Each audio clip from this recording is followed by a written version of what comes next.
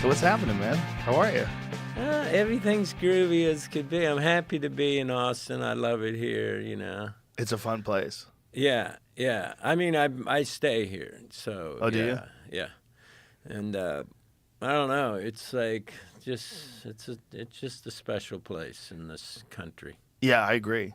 It's perfect because it's like a blue city in a red state. It's like even the really kooky liberal people are pretty reasonable in comparison to like the kooky liberal people from California or New York.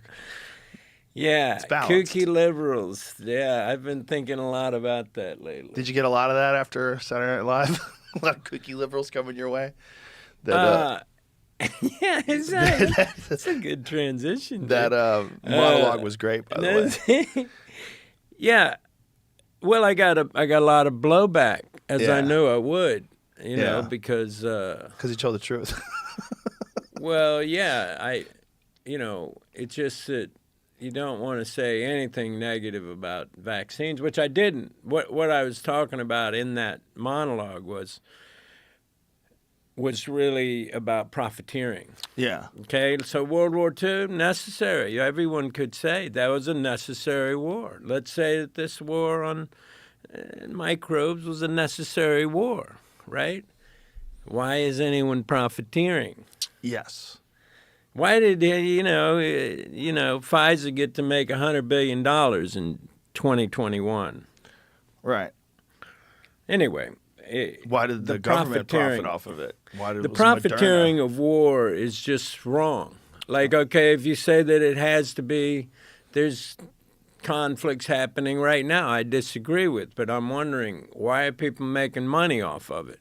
Right. You know, even if you think you have a legitimate vantage point from the other side of it.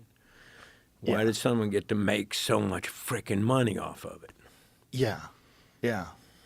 It's the dirtiest aspect of human beings. We'll find a way to profiteer off of everything. Yeah. Everything and anything, even if it's just. And they'll prolong just things in order to make more profit. Well, I mean, I'm sure you know that, Richard Nixon knew it was imperative that the war continue, the Vietnam War, back before he got elected, Yeah. He didn't want that to get settled. Yeah. And there's a great phone call. I don't know if you've listened to any of Johnson's phone calls. Lyndon Johnson. What phone call? There was a phone call he had with Nixon, saying, "Hey man, you're going against the peace," because he was trying to get a peace to go before the '68 election, right? Which he eventually just bailed out of anyway, because he could see he was going to lose it, Johnson. I don't, maybe you haven't. No, I've never heard that conversation between Nixon and It's an incredible Johnson. Conversation, and Nixon's like, "Oh, I wouldn't do that. I would never, And of course, he was doing that. He was subverting the peace process, in the same way that they wanted to make sure Carter didn't get those, those guys released in Iran. Yeah, I always wondered about the Vietnam War. How much of it was about heroin? 3 days before 1968 presidential election, President Johnson contacted Senate Majority Leader Everett M. Dirksen to inform him the White House had received hard evidence from the Federal Bureau of Investigation. The campaign of Republican presidential candidate Richard M. Dick Nixon was interfering with Johnson's effort to start peace talks to end the Vietnam War. In this call, Johnson referred to contacts between Nixon's campaign and South Vietnamese President Nguyen Van Thuy, I don't know how to say his name, urged that they thwart any such negotiations. Yeah. Yeah, and that did happen. And also, they definitely, Bush, the senior Bush, George Bush Sr., he met with the leaders of the Iranian, I don't know, what do you call it, party, whatever, before the election, but the fight between Carter and Reagan, and insisted they needed to not be letting those hostages go. Right. And so I met Carter, in Austin, or rather in Atlanta. I don't know, a couple, 3 years ago, right? It's very exciting for me because I've always been a big fan of Carter. I think he's Me the best too. president in my lifetime. And I talked to Carter, and he was like, and I said, I'm sitting there, I'm thinking to myself, is there a better time to ask? When am I ever going to have another time? Right. And so that was known as the October surprise, right? Right. That Bush met with those guys.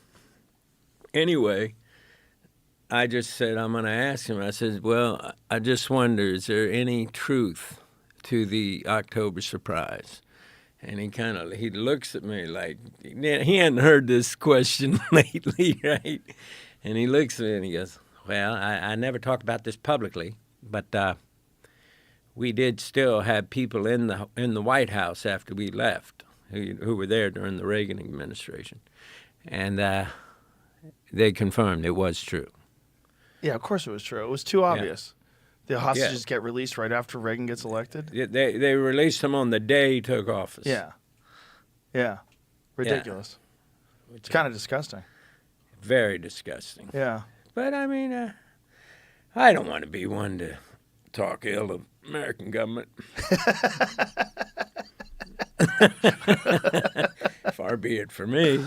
Yeah, we don't need to. Hey, man, your movie's fucking great. I loved it. Oh, you saw it? I saw it Wednesday night. Yeah, it was great. Oh, really, thank you. Really great. Nail biter. Like, Yeah, and the edge of your seat movie. There's not a single cut the shit moment in that movie. You know, there's movies that there's where you have to suspend disbelief and it takes you out of it. There's none of that in that movie. It's really good. It's really good. Very suspenseful. Very fulfilling. The end of it, you feel super entertained. Yeah. Oh, great. thank you. Thank you so much. Yeah, it's I love it. It's so exciting, that film. It's like an action movie. I mean, It really is like as nail biter as any action movie I've seen. I love it. And Alex Parkinson, he was the director. He also directed because it was a documentary, Last Breath. Oh, Yeah. wow. Because people may not know, this was a real incident that happened. Yeah. In the North Sea. Anyway, yeah. Simu Liu and Finn Cole, loved those guys. Loved working with them. That was a great experience. It's a great movie. It's very good. It's very fun. Like, it's exciting. And I hardly ever go to the movies anymore. But your people made me go see it in the movie theater. Oh, yeah? Yeah, so I had to actually go to a theater and see it. It was great, though. Well, really thanks enjoyed for it. doing that, Oh, man. my pleasure. That's, my pleasure. I know you're a busy man. You got a lot going on. Yeah, but I was excited to Appreciate talk that. to you, man. I'm a big fan. I've been watching you since Cheers. Oh, thanks, dude. It's a Thank long you. time. Well, I'm a fan of yours, too. Thank you. I really am. I love the things you've done that just flipped everything on its head. The people you've interviewed, that you got, people genuinely up in arms, like you're not afraid. You're a fearless warrior, and I appreciate what you do. Like allowing voice to people. Other people will be like, you're wrong just to interview that person. Yeah, you get a lot of that for sure, but that's ridiculous. That's ridiculous. That's ridiculous thinking. I don't even understand that. I really don't. I don't understand how we got to a place where you're wrong to have a conversation with someone, even if you disagree with them. This idea of platforming people. Well, how the fuck do you know what they really think? Based on what? The mainstream media that lies to you constantly? That's supported by all sorts of special interest groups that have no need to tell the American public the truth. They have a very specific narrative that they want pushed, and they want no deviation from that at all. Get the fuck out of here. Get the fuck out of here. It's crazy. I mean, if you have a large audience, I think you have at least a certain amount of responsibility to talk to some people that you think might be telling the truth. Yeah, I liked your interview with Robert Malone. Yes. That was a crucial interview at a crucial time. Well, it was the most pushback I'd ever experienced ever in my life. And I was like, this is crazy. It was really sad to see people like Joni Mitchell and Neil Young and I wanted to sit down and talk to them and like show them some studies and give them Robert Kennedy's book and say, like, you don't really know what you're talking about. Well, that's the thing that makes me sad is a lot of this information they're receiving is like from mainstream media, Yeah. which certainly has its own objectives and its own, you know, things that it won't discuss. Yes. You know? Yeah, at all. Yeah, and I just felt like after that happened, you know, I was going to try to get in touch with you just to tip my hat to you, but it just felt like, why don't people just listen to the interview? Because I feel like everyone who was giving it a hard time hadn't even heard the interview. Of course.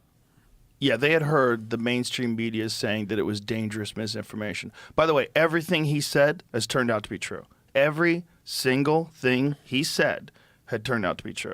Sure. Everything that everybody said about whether it was a lab leak, whether the vaccine had side effects, whether it was pushed, whether they lied about the studies and distorted the information, everything was true. All of it. Including Yale just released some study about people producing spike protein 700 plus days after the injections, which was never thought to be the case when they gave them to these people in the first place. And a host of different serious problems that people are having because of these, that everyone's covering up and people are lying about and everyone's trying to obfuscate and doctors are trying to sweep things under the rug because they don't want to be in trouble for mandating these things and telling people to get these things. It's horrible. Well, I mean, I agree with you, and yeah, if we go back to the allowing, you know, I just feel like to mandate was Crazy. wrong. They're just that to me is fascistic behavior. Yes. If you mandate that I have to take this thing, that if you take it, you're protected. Well, if I take it, wasn't that my, you Right. know? That Doesn't should even be make my sense. prerogative. I either want to be protected or don't want to be protected. Or maybe I am like I am, which is the last two entities on earth I would trust with my health would be big pharma and big government. Like those would be the last two I would look to. You know, how much big pharma's done to just push shit through that they know is bad for you, that they know harms you. And in this case, they know what's happened. Yeah. They know. And all we're left with after the, what was it, 86 that they mandated that you couldn't sue the vaccine companies? Mm-hmm. And so since then, we've only been left with VAERS, right? VAERS, The government, VAERS, Yeah. the government website. And there we have millions of people who fought through the red tape and then the bureaucratic whatever just to anonymously be known that they were injured. Yeah. Yeah. So, it was weird watching so many people that I thought were intelligent stand up for the government and for the pharmaceutical industry. But it's take not their weird side. if you think of how, I mean, it was ubiquitous. It never stopped. The mainstream press was just harping on it constantly. Yeah. Constantly. Yeah. But it's just weird that so many people went along with it without question. I mean, and especially the weirdest part was that it was the people on the left. That was so confusing to me because all my life, people on the left were very, very hesitant to believe anything that Big Pharma said and always distrusting in any major institution that was profiting off of something. And it was all very clear. You could see where the motivation was with everything. You could see the amount of profit that was going to be generated, and still everybody was just so scared. It just exposed a lot of cowards, a lot of fools, a lot of cowards, and a lot of people that are just, at the moment of any form of adversity, are willing to just bow down and do what the system tells them to. It's very strange. Well, yes. I mean, to say cowards, it's interesting because of the nature of it being so mandated. You know, I had many people I know got vaccinated because they wanted to be able to fly, they wanted to be able to work. Yeah. So when it's mandated that you can't work, you know, I mean, how many drivers? Yeah. Every single driver had to be vaccinated in Atlanta. every person on the crew had to be vaccinated, and if it was you had the first vaccination, but when you got the what do you call the next The boosters. the booster, it had to be within 6 months. If it's 6 months and a day, you won't work that day. Yeah. You know, it was very regimented. Everybody in every crew. And this- including people that had already been sick. It didn't even make sense. Not only that, if you of talk to course not. virologists, they say you never vaccinate during a pandemic because that encourages variants. You know, I posted that on Twitter, the study on Twitter, and so many people were attacking me. I'm like, hey, I didn't write the study. This is a study that shows that when you vaccinate with a non-sterilizing vaccine during a pandemic, it encourages variants. And that's what happened.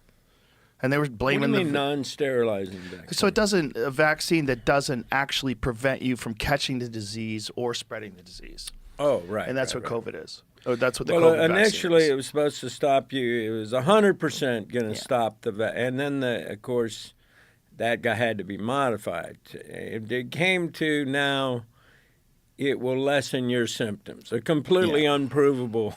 Yeah. claim. Well, there was never any Anyway, studies yeah. ever in the beginning that ever showed that it stopped transmission. None. Right. Zero. All it did is it showed that it had an immune response. So That's you it. you read Bobby's book. Oh yeah. Yeah.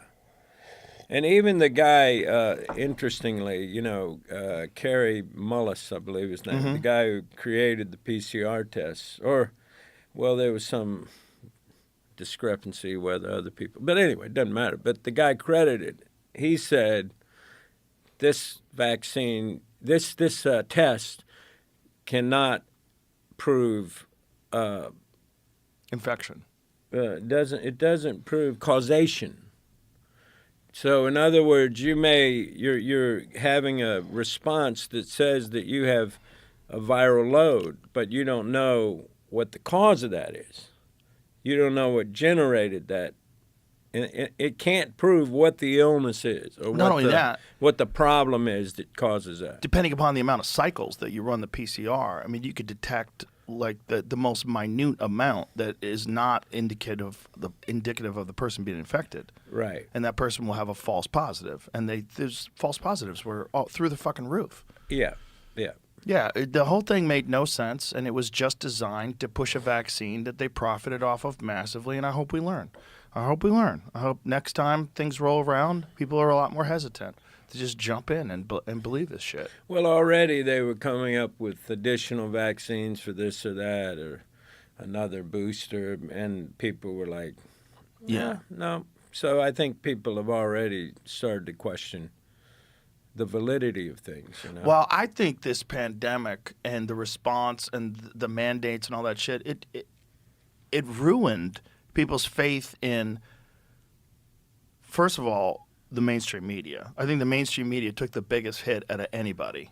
Like the trust in the television shows and the newspapers that are supposed to be delivering the truth is at an all-time low. Well, I hope you're right. Oh, I think I'm right. I think it's pretty obvious. I mean, the ratings are down on every fucking show there is. Newspapers, no one wants to buy them. Since the pandemic? Yeah. Yeah, okay. I didn't know that. Oh, yeah. CNN is fucking no one's watching it anymore. MSNBC is a ghost town.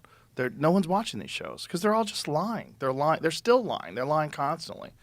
And now, now they're lying about the Department of Government Efficiency when before they were lying about pandemics and vaccines. It's not really the news. If it was the news, they wouldn't be paid for by the pharmaceutical drug companies. You can't have the fucking news sponsored by the people that you're supposed to be reporting on, and then you never report on them. That's just crazy. Yeah. Well, also that whole trusted news initiative. Yeah. You familiar with that? Mm-hmm. Yeah. Yeah. I guess you would be. Yeah. You talk to Bobby and everybody. Yeah. But yeah, the Trusted News Initiative is just like, okay, we won't. Like I'd send a YouTube video that I just got to someone else, and by the time it gets to them, they're like, it won't let me watch it. Yeah. Right? Yeah. Why? Misinformation. But isn't misinformation also information? Yeah. it's like, how can you term it misinformation, and what you know, what are your criteria that allow you to call that misinformation? Yeah. Well, I'm hoping people have learned, but it was a weird time, an educational time though. It was a good experience for some people to learn that, like, hey, like, there's sources that you cannot trust. And I think now the beautiful thing about someone like Elon buying Twitter and turning it into X and having community notes is now you have a way of fact-checking things where people use the community notes and they start posting studies in the community notes and saying, no, this story is not true. Here's why it's not true. Here's why it's provably not true. You know? So this is the best way to handle misinformation. It's not leave it up to government censors. Yeah. You know, and that was where everybody was going in 2020. It was just fucking crazy but those to watch. weren't government censors. Those were the mainstream media censoring themselves. Well, yeah, but I mean, At the behest of government, Yeah. but also at the behest of big pharma. You know? Yeah. When we found out that the government was actively contacting social media companies and having them remove things that were true, because there was malinformation. Did you know that term? I haven't heard that before. There's misinformation, disinformation, and malinformation. Malinformation is true, but could have a detrimental effect on society. True information that can have a detrimental effect on society is malinformation, and that also should be censored. God. It's Orwell. Wow. It's right out of 1984. It's crazy. I feel so Orwellian, just the time we've gone through and the time we're in. It feels extremely Orwellian. It's very weird. It's a weird time, but I'm optimistic. I want to be optimistic. 'Cause I think cynicism is the worst disease of old age. You know, once you're cynical, you are fucked, man. Yeah. Like It's hard it to get out of it. infects every part of your being, you know. Mm-hmm. But you stay very positive, right? Yeah. I mean, you seem like, nothing can stop you. I try to stay positive. Yeah. I mean, I'm affected like everybody else is. You know, I was down during the pandemic. It bothered the shit out of me. But we came through it on the other end, and I think people have more resolve now. I think generally the general public has, at least a good percentage of the general public has a healthy distrust now for bullshit. Certainly your listeners. Yeah. Now, but after that Robert Malone thing happened, I was really curious. I was wanting to contact you, and I didn't. But I was just curious how, because, man, I never seen anyone take more body blows. But I got to say, it was cool. They were like stood behind you. Is it Spotify? Yeah. Spotify was did. like, Well, fortunately, they're not American. It's not an American company. You know. Oh. Yeah, they're in Sweden. Where are they from? Sweden. Oh. Okay. Yeah. So they're like, we're not buying it. Also, the show was big enough where they were like, why would we pull this thing off the air? Let's hang in there and see what happens. And it just kept getting bigger. And so they were realizing that the people were basically on the side of free distribution of information, and they didn't buy it. But there was two guys, Peter McCullough and Robert Malone. Those are the ones. And then there was like some fucking... Oh, yeah, Peter McCullough. Boy, he took a lot of hits big time during... Most published doctor in human history in his particular field of study. I mean, he's a well-respected, rock-solid, credentialed... And it was one of his videos I tried to send right after I got it. I tried to send to people. No. Yeah. They were so quick. I've never seen such quick... censorship or editing, almost impressive, It was creepy. What was it like yeah. in Hollywood having your perspective, your healthy distrust of what was going on, where everybody was sort of in lockstep with whatever the government propaganda was? Yeah, for sure. Well, I mean, I don't know how many sets you visited, but everybody was like, in mass. Mm-hmm. And then there'd be different zones. Yeah. And then, you get, the closer you get to the actual set where the shooting is, and then that red zone, people, put your mask on. And I was just like, I never bought it. And I I never bought it from the beginning. I'm just like, this doesn't feel right. All right. I'm supposed to wear a mask, but I haven't been, now at this point, right now, I haven't been sick in 8 years, right? Well, back then was whatever, 6 years. But it was just like I knew, well, no, I'm doing the math wrong. But you know what I mean. Yeah. But it had been a long time since I'd been sick. And I'm like, I don't feel like I need to wear a mask. So I would just not wear a mask, But everybody else on the set's wearing a mask, which is very discomforting because, you can't even relate to people so well without seeing their face. It's very weird. It was very weird. Very strange time. Yeah, the strangest. And it didn't make any sense. And there was also this narrative that if you weren't vaccinated, the virus was going to hunt you down. They keep saying that. The virus will find you. If you're not vaccinated, the virus will hunt you down. And you're like, what the fuck are you talking about? It's so funny. I did a video. Oh, I wish I had it with me. But, well, maybe Ilya's out there, my assistant. Maybe she could pull it up for you. Is it online? I did it's 11 seconds. Yeah, she's listening. Hopefully she'll look at it. But it's like I inhale and hit a pot, right? And then I put on my mask and blow it right through the mask. And I exhale, and it just comes out every right, and every exhale, and by the way, hundreds of times heavier than like a virus. Right. Right. So viruses don't just, what the concept people have for people saying, trust in science, very unscientific concepts. Yeah. And Fauci, anyway, in the beginning said, no, we don't need to wear a mask. And then someone said, no, you do. We do. We should wear a mask. And, yeah, so silly, that mask, man. Just something about it felt like, it was just like Big Brother won. Yeah. Big Brother won. They won a battle. But I think ultimately that's what's going to cost them the war. I think what lessons learned from What do you think Bobby's going to be able to? Think he'll be able to accomplish anything? This episode is brought to you by Rocket Money. Let's talk about subscriptions. It seems like there's so much you can subscribe to these days.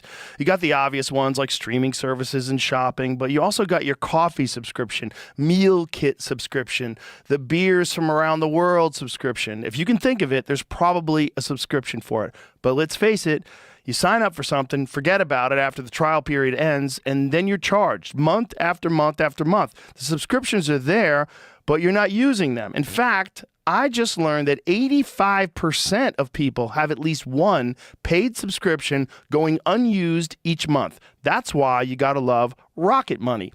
It's a personal finance app that helps you find and cancel your unwanted subscriptions, monitors your spending, and helps lower your bills so you can grow your savings. See all your subscriptions in one place and know exactly where your money is going. For ones you don't want anymore, Rocket Money can help you cancel them. A great feature is Rocket Money's dashboard. It gives you a clear view of your expenses across all of your accounts. You can easily create a personalized budget with custom categories to help keep your spending on track. See your monthly spending trends in each category to know exactly where your money is going. Rocket Money has over 5 million users and has saved a total of $500 million in canceled subscriptions, saving members up to $740 a year when using all of the app's premium features. Cancel your unwanted subscriptions and reach your financial goals faster with Rocket Money. Go to rocketmoney.com/JRE today. That's rocketmoney.com/JRE. That's rocketmoney.com/JRE. rocketmoney.com/JRE. Well, one big one that he wants to accomplish is to remove this liability waiver for vaccines. Yeah. And to make them go through real trials. And how do you think that's going to get through Congress? We're going to find out. We're going to find out. Dude. We're going to find out. There's no way that gets through Congress. We'll see. We'll see. we'll see what the But resistance every one of is. those guys is getting money from A lot Big of them Pharma. are. A lot of them are. Well, but also certainly all the Democrats. people are paying attention now, and they will get primaried, and I think they're aware of that. So I think there's a vulnerability for their entire career. If the people find out that they weren't willing to do this in the face of overwhelming evidence, like Bobby was just talking about the hepatitis vaccine, that they were saying that the hepatitis B vaccine, they were having a hard time selling it. And so they all of a sudden start saying, don't worry about it. We're going to prescribe it for children. And they put it on the vaccine schedule for children. And they did that just because they were having a hard time. Because the only time you get hepatitis B is from dirty needles and risky sex. And people are like, I don't want that fucking thing. And so they're like, nobody was taking it. You want to stand by that statement? Those are the only times you get hepatitis B. I think that's it. And there's just two possibilities: dirty sex what are the or other dirty ones? needles. Do you know of any other ones? Well, I mean, I think It's a sexually transmitted disease. And Oh, it's it often is? transmitted. Okay, yeah, okay, It's transmitted through intravenous drug use. Okay, then I didn't know. I mean, Yeah, how do you think you got hepatitis I mean, B? I just assumed you get run down like most sicknesses. No, you get I run don't- down, you get sick. Well, let's Google it. What is the cause of hepatitis B, Jamie? Infected blood or body fluids. Yeah, that's how you get it. You don't get it as a fucking baby. So injecting babies with it, the only reason why they did that is to sell more hepatitis B vaccines. Yeah, if the mother has it. Unprotected sex with an infected person, mother to child, during childbirth, breastfeeding if the mother's infected. Yeah. So Tattooing. Dude, you got a lot of avenues you could be. yeah. Yeah. I guess dirty needles. Same. I guess that falls under dirty needles. Yeah. But anyway, I just wonder that, again, the profiteering, like, why are Exactly. we not talking about profiteering? That should be on everyone's lips. Exactly. That's what it's all about. That's although the woes and ills of our society. It's people emphasizing profit over humanity. That's really what it is. Yeah, That's really what it is. Yeah. I agree. Yeah. It's this fucking disgustingly short-sighted approach because you don't live that long. To live your life just profiteering off of the expense of other people's suffering is so crazy. When you got 80 years if you're lucky, you got 80 summers, 80 spins around the sun, and you're gonna fucking sell people out for some money that you're never gonna have enough of anyway. All those cocksuckers, they all want more. It never ends. They all want a bigger yacht. They all wanted this. They all wanted that. There was always something. It never ends. And somehow or another, we let them get away with it because we're profiting as well. I was wondering about, like, billionaires. You got to figure there's a certain hierarchy of billionaires, right? Oh, yeah. And so even if you're a billionaire and you're thinking, well, he's good. He's made it, right? Nope. Well, no, I want to be the richest guy. Yeah. I mean, I don't know. I guess it never does end in a way. Well, if that's what your game is, right? So if your game is just numbers, you're never going to be satisfied. If your game is just numbers, you're always going to look at the other people. Like my friend Brian has a friend that has $3 billion, and he says he hangs out with his billionaire friends and he feels poor because they have $30 billion. Like, Right. crazy. Imagine having $3 billion and feeling poor. But I can kind of Like understand the thought. I mean, it's stupid. The poor white trash part of the group. Only $3 bills. Poor bastard. How's he even buy a country? How do you even affect elections with $3 billion? That's nothing. Yeah. That's weird. Local election. Well, I mean, this is just a symptom of the moral decay of our society. That we don't have a moral and ethical framework. We don't have a moral and ethical structure that we operate under. And too many people are just motivated by my money instead of humanity, instead of looking at people as like a community. We're all a community of people, and you can still profit and you can still make money, but like making more money at the expense of people's lives and suffering should be the most abhorrent thing that we could possibly imagine, especially if you're already wealthy. That should be absolutely disgusting to us. Instead, it's condoned and just like accepted. And, you shrug your shoulders. That's what people do. Well, I think the majority of people agree with you 100% on that, and the Yeah. majority of people have a very humane and compassionate view of others. Yeah. But there are those people who are just, it's like you say, it's a numbers game. you know? Yeah. And unfortunately, war makes people really rich. Yeah. Gets a lot. I guess, I don't know, big pharma would be the number one industry, but not far behind. It's got to be Military weapons industrial industry. complex. Yeah.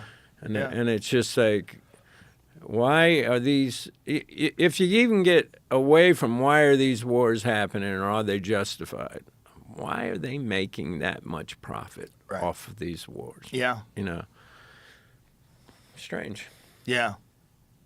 That bothers me. I get sleepless over that, It should. especially because the United States has just done.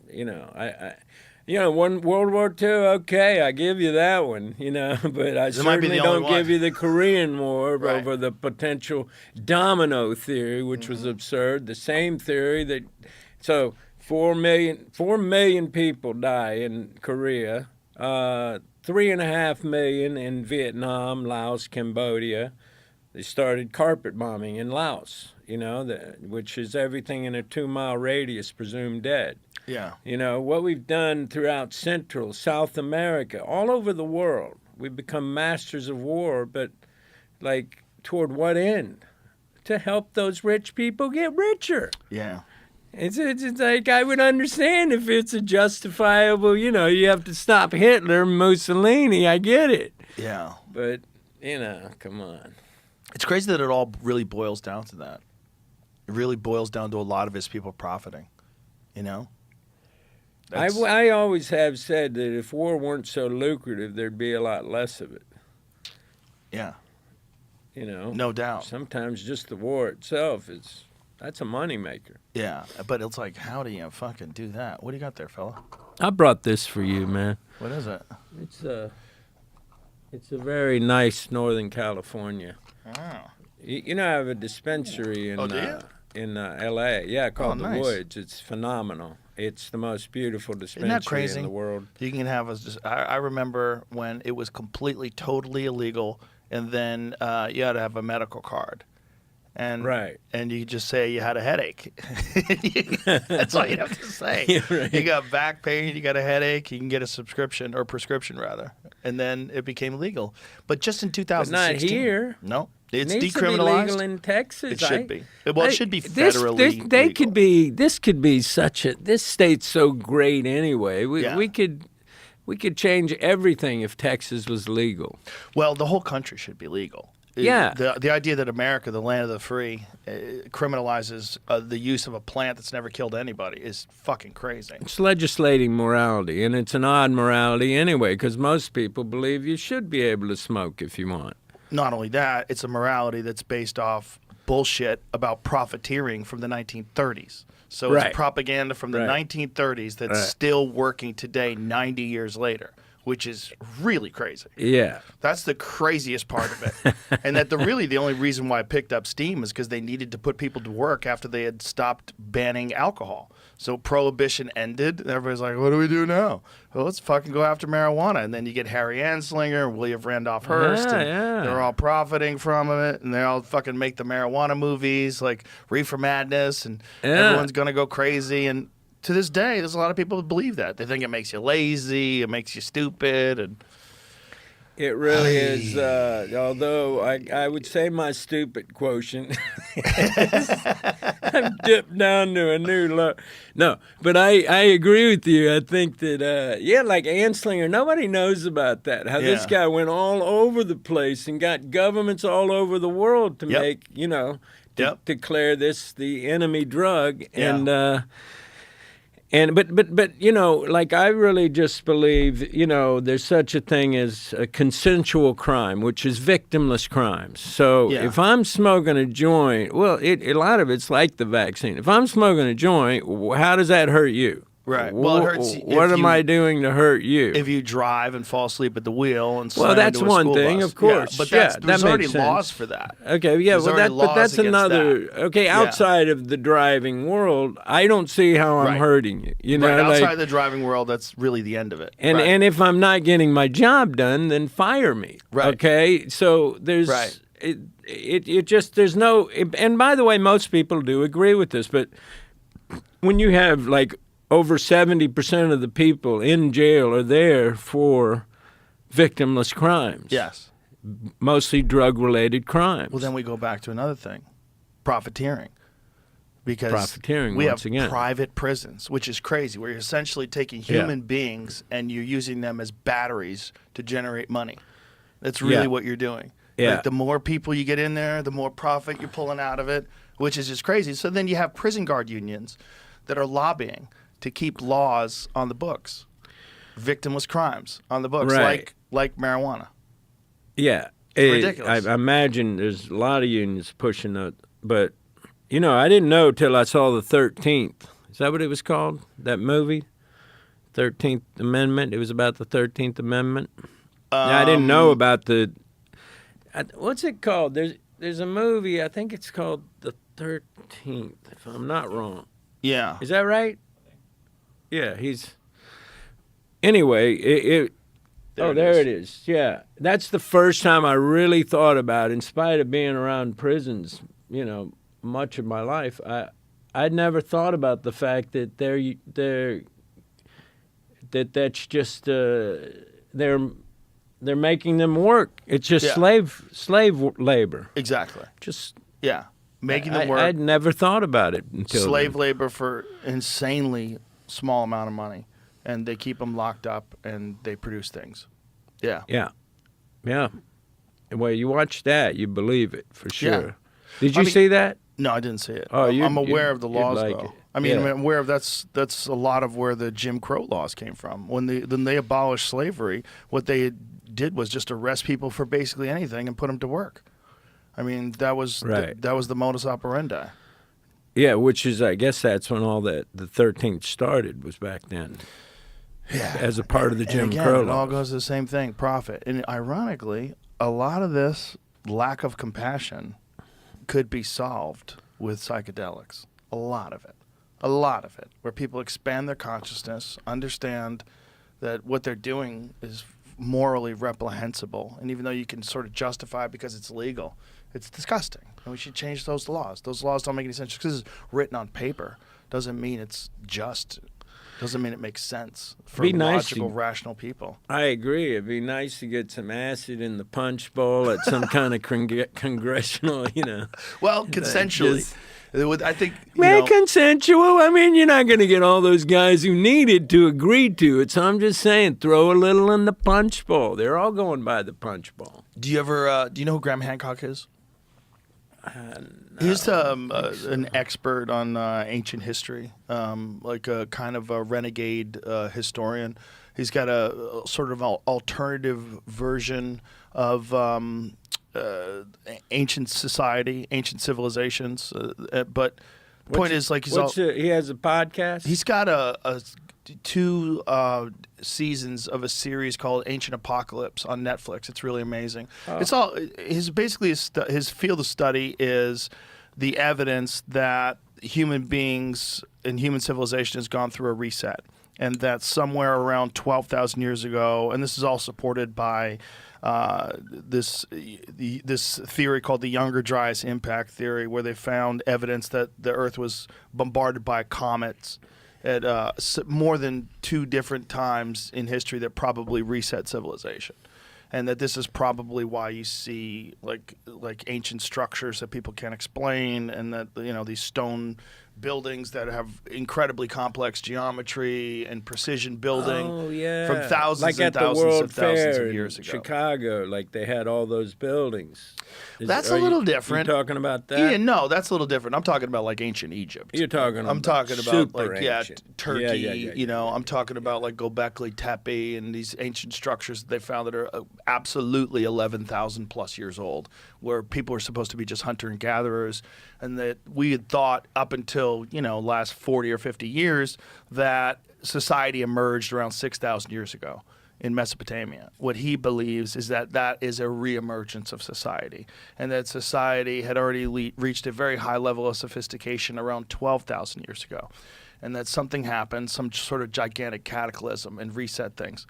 But Graham is also an enthusiast of ayahuasca and the power of psychedelic medicine, and he has often said that to run governments, it should be mandatory that you have psychedelic sessions. And Right. you should probably do it publicly. Publicly. So you really find out. I mean, imagine getting Lindsey Graham fucked up on mushrooms and then filming him. I would love to see that. It would be amazing. It would be What amazing. I would give to see that. Oh, it'd be amazing. But it would be nice if they had a little more, because it's almost, those drugs that you're talking about are just like, it's like the universal, God's little helper. Yeah. It'll help you see how the world really works. Yeah, how God's little helper. The illusory nature of what it is we're experiencing. Yeah. And to come from the heart. Yes. Yeah. Yeah, they encourage compassion. They encourage kindness and love. And that's we need a lot more of that in this world. And that's the problem with being so politically and ideologically divided. It's like it's so easy because people are so tribal. It's so easy to hate the other tribe. The other people are the enemy. And so we've got this bizarre thing where we're supposed to be a community, but we're a two-sided community, and one side hates the other side, and whoever's in power, those people are the problem. It's like, yeah, that is such a weird part of the human, I don't know, nature Psyche, or whatever you want to call it, psychology. It's like, and I noticed just the other day, there was some dude like. I can't remember what the context was, but I remember he kind of came into my zone, and I thought, oh, look at this fucking guy, man. He's such an asshole, I could just tell. You could just feel it, Right. And then I thought, Woody, why are you? What? You've got nothing that tells you that that's true, Right. Other than maybe you're jealous because he's more handsome than you are or something. No, but in anyway, and so I go. How you doing? And he smiles, and I'm like, this guy's incredible. Yeah. Like all you need to do sometimes is just generate a smile on that other Sure. person who you think's an asshole's face, and suddenly they're a kid. It's suddenly you're in a different. You're using your kid juice to interact. That's like the point. importance of charisma. Right, because a person isn't exactly who they are. They're who they are when they interact with you. And however you interact with them will affect the way they interact with you. It's a two-way street, most sort of interactions. If they see a frown on your face, then Right. inevitably there's a frown on their face. Inevitably. Yeah. Yeah. That's But smiles generate smiles. And if you think Yeah. about it, that is the easiest energy generating thing is another person smiling. Sure. And getting you to smile. And common ground, and I think that's the problem with the media and with political ideologies, is that there's no currency in common ground. The currency is all in division. That's where you can gain the most momentum, get the most people on your side. You have to say the other people are the enemy. Common ground is much more common. Most people agree. Most people want to be safe. They want to be healthy. They want to be happy. They want to have friends. They want to have a good time. They want to have a nice family. They want to be loved. They want to have love. That's most people. And they think that the other people are trying to prevent that. Instead of just accentuating those important factors and saying we should all concentrate on that, and then we should all look at things that prevent that. What are the things that prevent happiness and love and health? And let's all work collectively together to eliminate those aspects of our society. Yeah. The problem is you don't make a lot of profit doing that. Yeah. The profit is in the division. The media does push the divide for sure. The media is bullshit. First of all, they're dying. They're dying like AM radio. They're not going to make it. They're not going to make it. The internet is more compelling, and independent journalism is more accurate.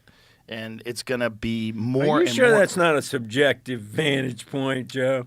It's certainly subjective. Yeah, it's certainly subjective. All your vantage points are subjective. Yes, everything's right. subjective. It's definitely subjective. But listen, I think there are very good people that work in journalism. I think there are very good people that work at the New York Times and the Washington Post and even in CNN. I know them. I know people that work at CNN and I like them. I know people that work at the New York Times and I like them very much. The problem is the institution.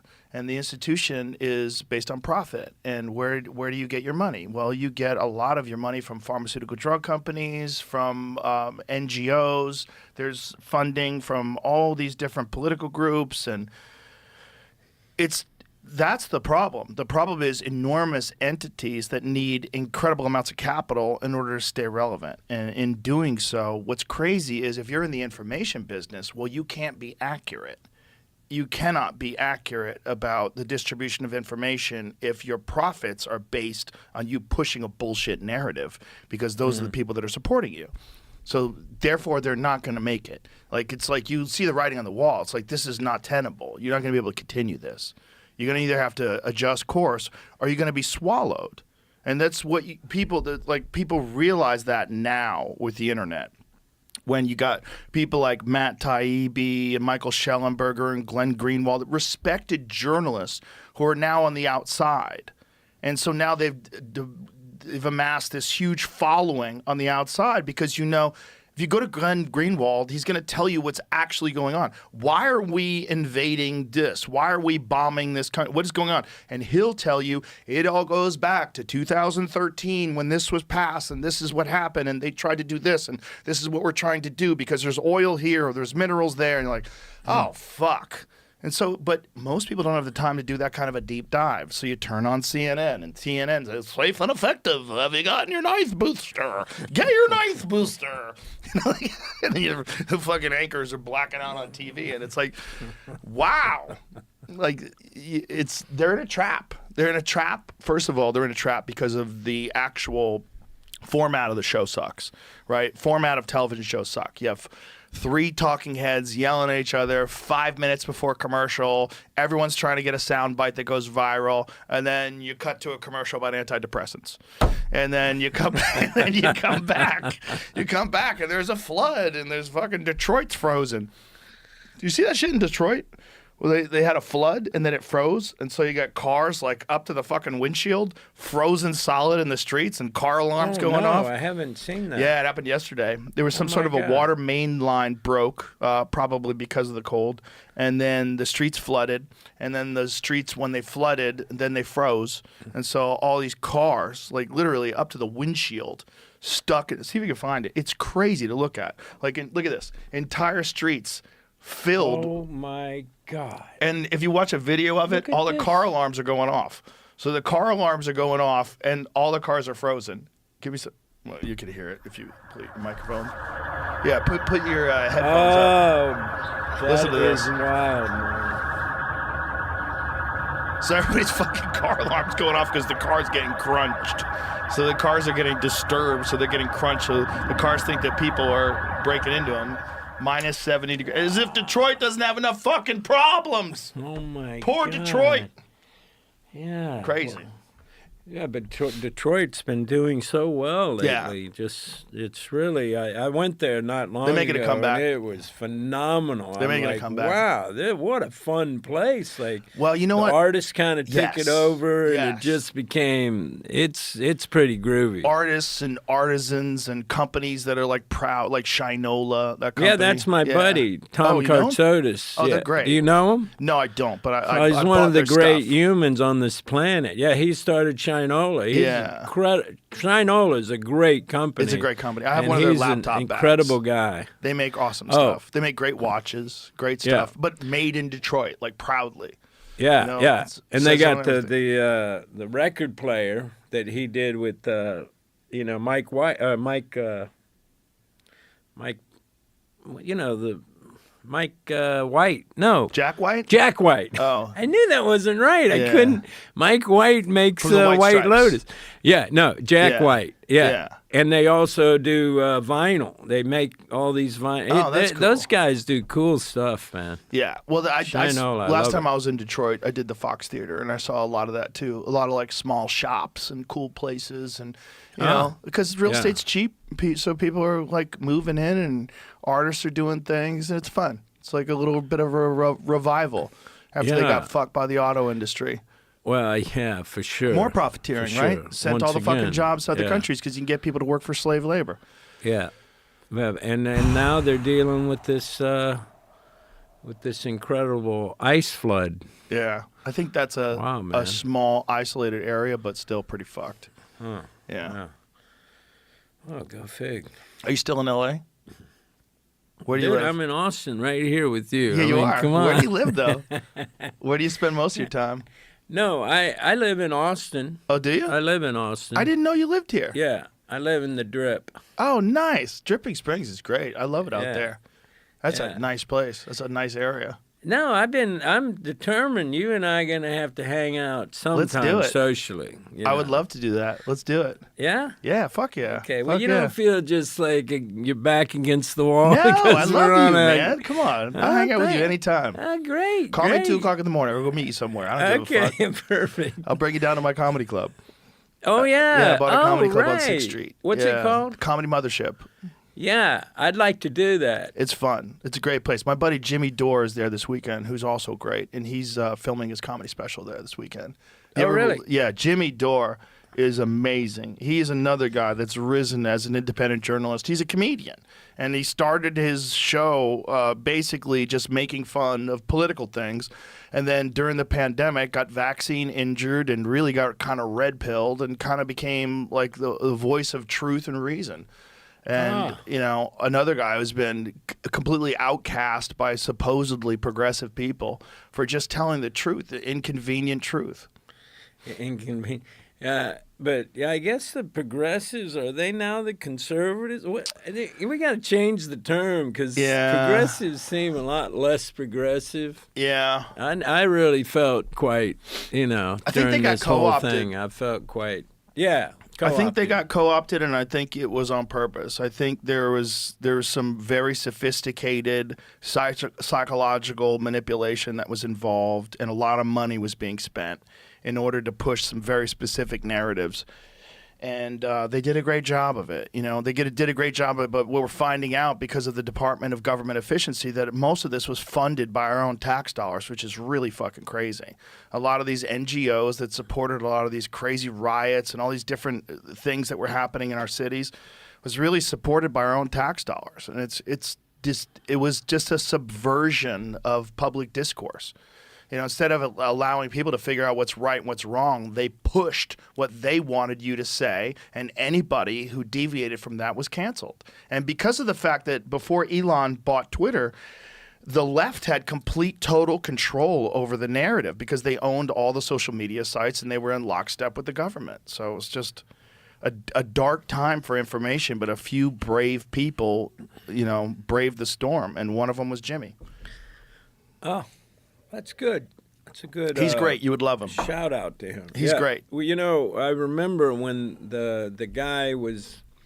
Remember that guy? I think they were in London, maybe, but it was the guy who was. I think directed one portion of Pfizer, and he met with some guy, and he had a body cam.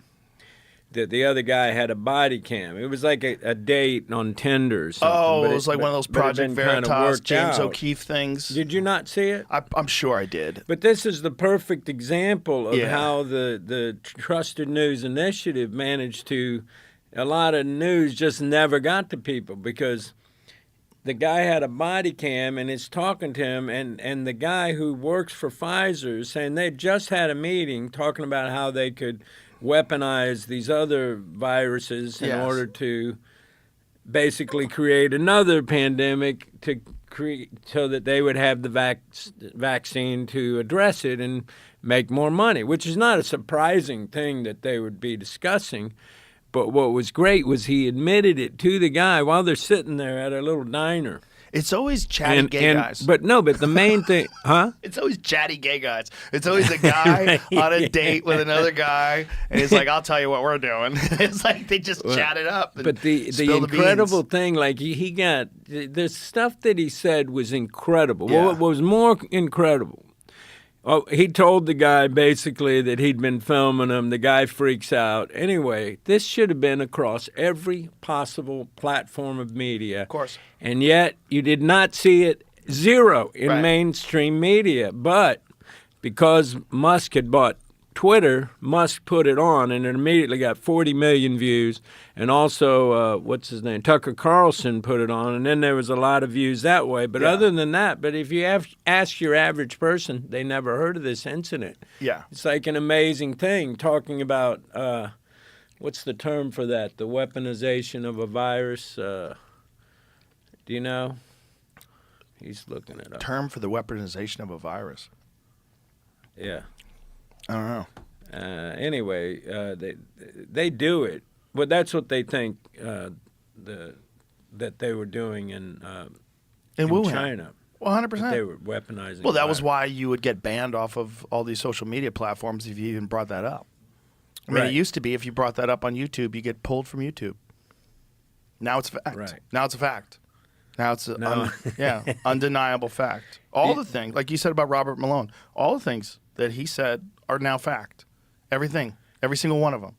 The fact Oh. that it doesn't stay, the injection doesn't stay locally, that it infects various parts of your body in different ways. If it gets to your heart, it's very dangerous because your heart doesn't have the ability to heal, which is why you don't get heart cancer. So your heart just scars over, and you get myocarditis. He started talking about all these different effects, and he personally was vaccine injured. So he's a guy who took it, almost had a fucking heart attack, was like, Yeah. what is going on? His whole body freaked out. It was deadly sick. Managed to get through it, then started speaking out against it, then started doing more research and finding out what was going on, and then that was the collective freak out. Well, it's incredible that so many people were injured, and yet it's still kind of not a widely discussed thing. I think people are discussing it. of More course. people are discussing it now, but it's still there's a lot of people that don't want to bring it up because they don't want the heat. They saw what happened to people that did bring it up, and they don't want that coming their way. It's still fresh in their memory, and they keep their mouth shut. Yeah. But over time, Did you find out what it was called? Weapon? It's biological warfare? I don't know. No, there's a term. there's a term for it, huh? A term. I don't know what the term is. Anyway, it doesn't matter. Yeah. It just, I don't know. It's a crazy time in this world. Yeah. But crazy times are fun, too, because people snap out of it. They pop through it. They come out on the other side, and they go, what the fuck was going on? And then you have a re-examining of society. And I think that's happening right now. And I think that's a good thing. As long as people keep their cool and they don't go tribal. You can't go tribal. You can't go us versus them. They're the bad guys. Right. The fucking all those people with blue hair, those fucking pieces of shit. No, they're sad, lost people. That's what it is. Sad, lost, angry people that think they have to lash out at the other for the problems that is really caused by gigantic corporations and the exchange of money. And, yeah. It always comes down. Hey, follow the money. Yeah, Follow it's just that fucking always, cheese. every time. It's always the money. The cheese. And it's never enough. It's a weird thing about us. And again, I think part of the problem is this lack of methods to escape. And I don't mean escape reality. I mean to escape the fog of propaganda. And that's literally why all that stuff was made illegal in 1970. Richard Nixon was trying to stop the anti-war effort in the civil rights movement. That's why they turned the sweeping Schedule I Prohibition Act of all psychedelic drugs. That's what that was about. It wasn't about protecting society. If it was, they would have got rid of OxyContin. They would have got rid of. They got rid of addictive painkillers and Vicodin, Percocets. They never got rid of any of that They stuff. got rid of Big Macs for that matter. Yeah.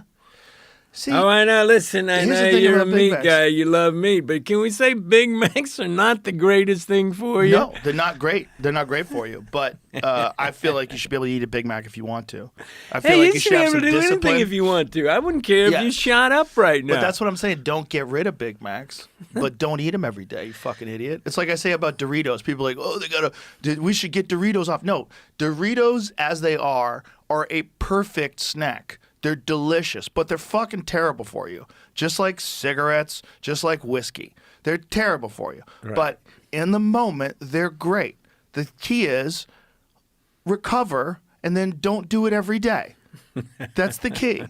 The key to all things is moderation. All things. Dude, I wish you'd have given me this speech like when I was 20. You know what I mean? Like, yeah, it's some precipice after 21. I Yeah. just started, became immoderate, you know? In fact, I didn't even smoke pot until I was 21. I didn't smoke and pot I until I didn't was 30. drink. Oh, really? Yeah. Yeah. Ah, Well, I thought it Great. was going to turn you into a loser. I Yeah. mean, I bought into all of it.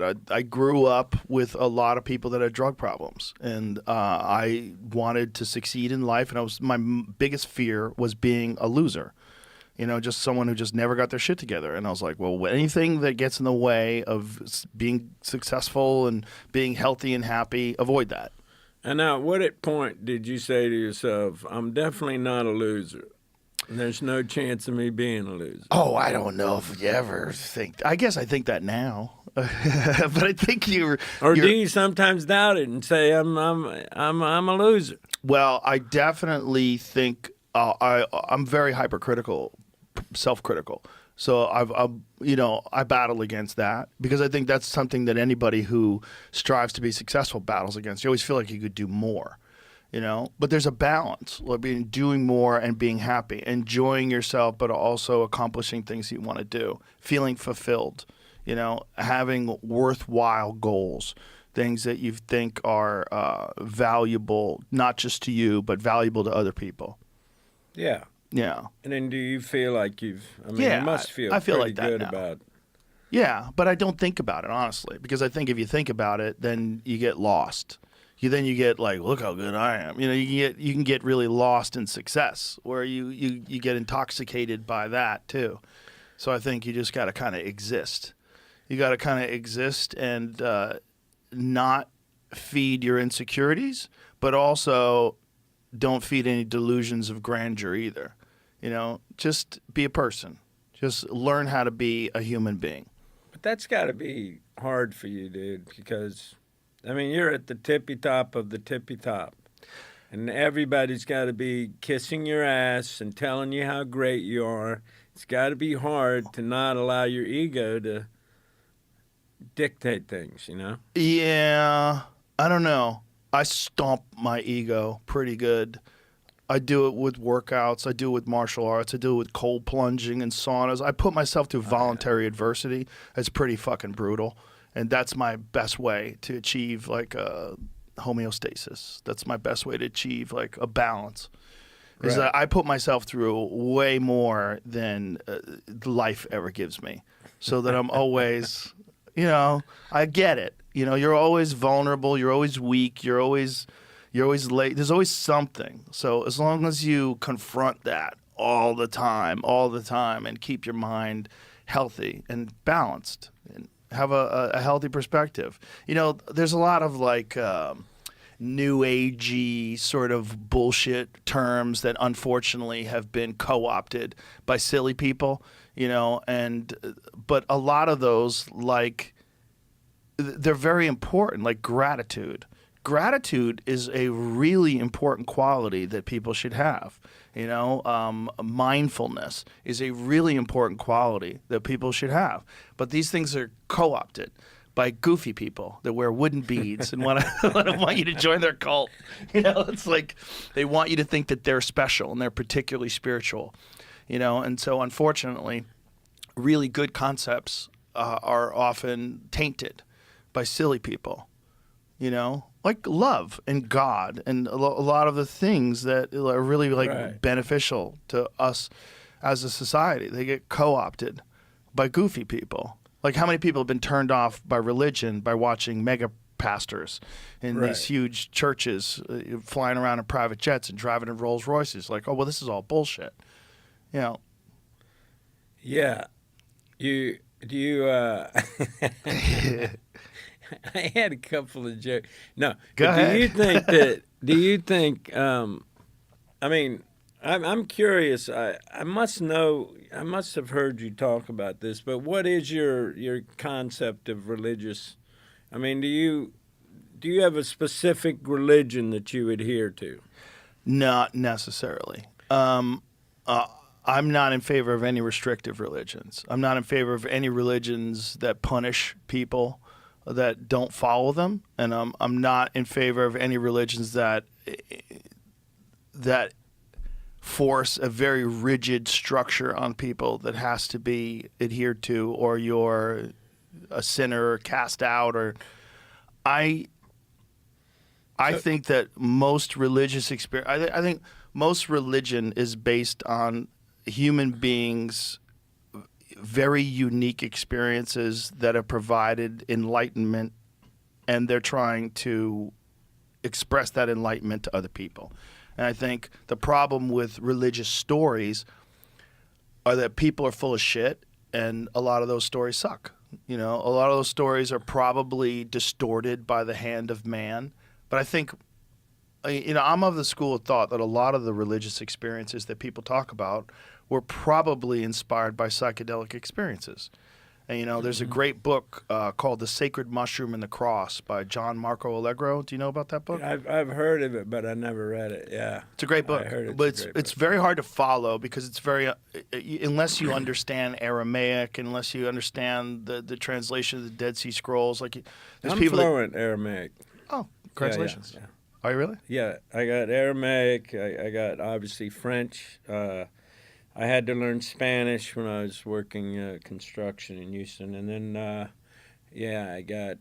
Can you hear him with that microphone? I I got- should push that microphone up. I got some of the click languages. Oh, really? No, I only speak only English. Come on, Jay. Well, the John Marco Allegro book, he was an ordained minister, but he was one of the people that was assigned to translate the Dead Sea Scrolls, and he did it over the course of, I think it was about 14 years. And he wrote this book because it was his belief, and he was a very straight-laced scholar. He wasn't a psychedelic enthusiast, but he believed that the entire Christian religion was based on the consumption of psychedelic mushrooms and fertility rituals. And he thinks that a lot of these stories, that their origins come from that. And Really? yeah, and he believed that a lot of it was the Amanita muscaria mushroom, which is a very confusing mushroom because a lot of people have a hard time tripping on it. They don't know exactly. And Terence McKenna believed that the problem was that the psychedelic compounds in it varied regionally and genetically, and that they weren't all the same, and that a lot of these people that were having these experiences were not. It really depended upon where you get them from and how you got them and how you treated it, and a lot of that information was lost. And also, like, there's certain religious ceremonies that involved very mysterious things like soma.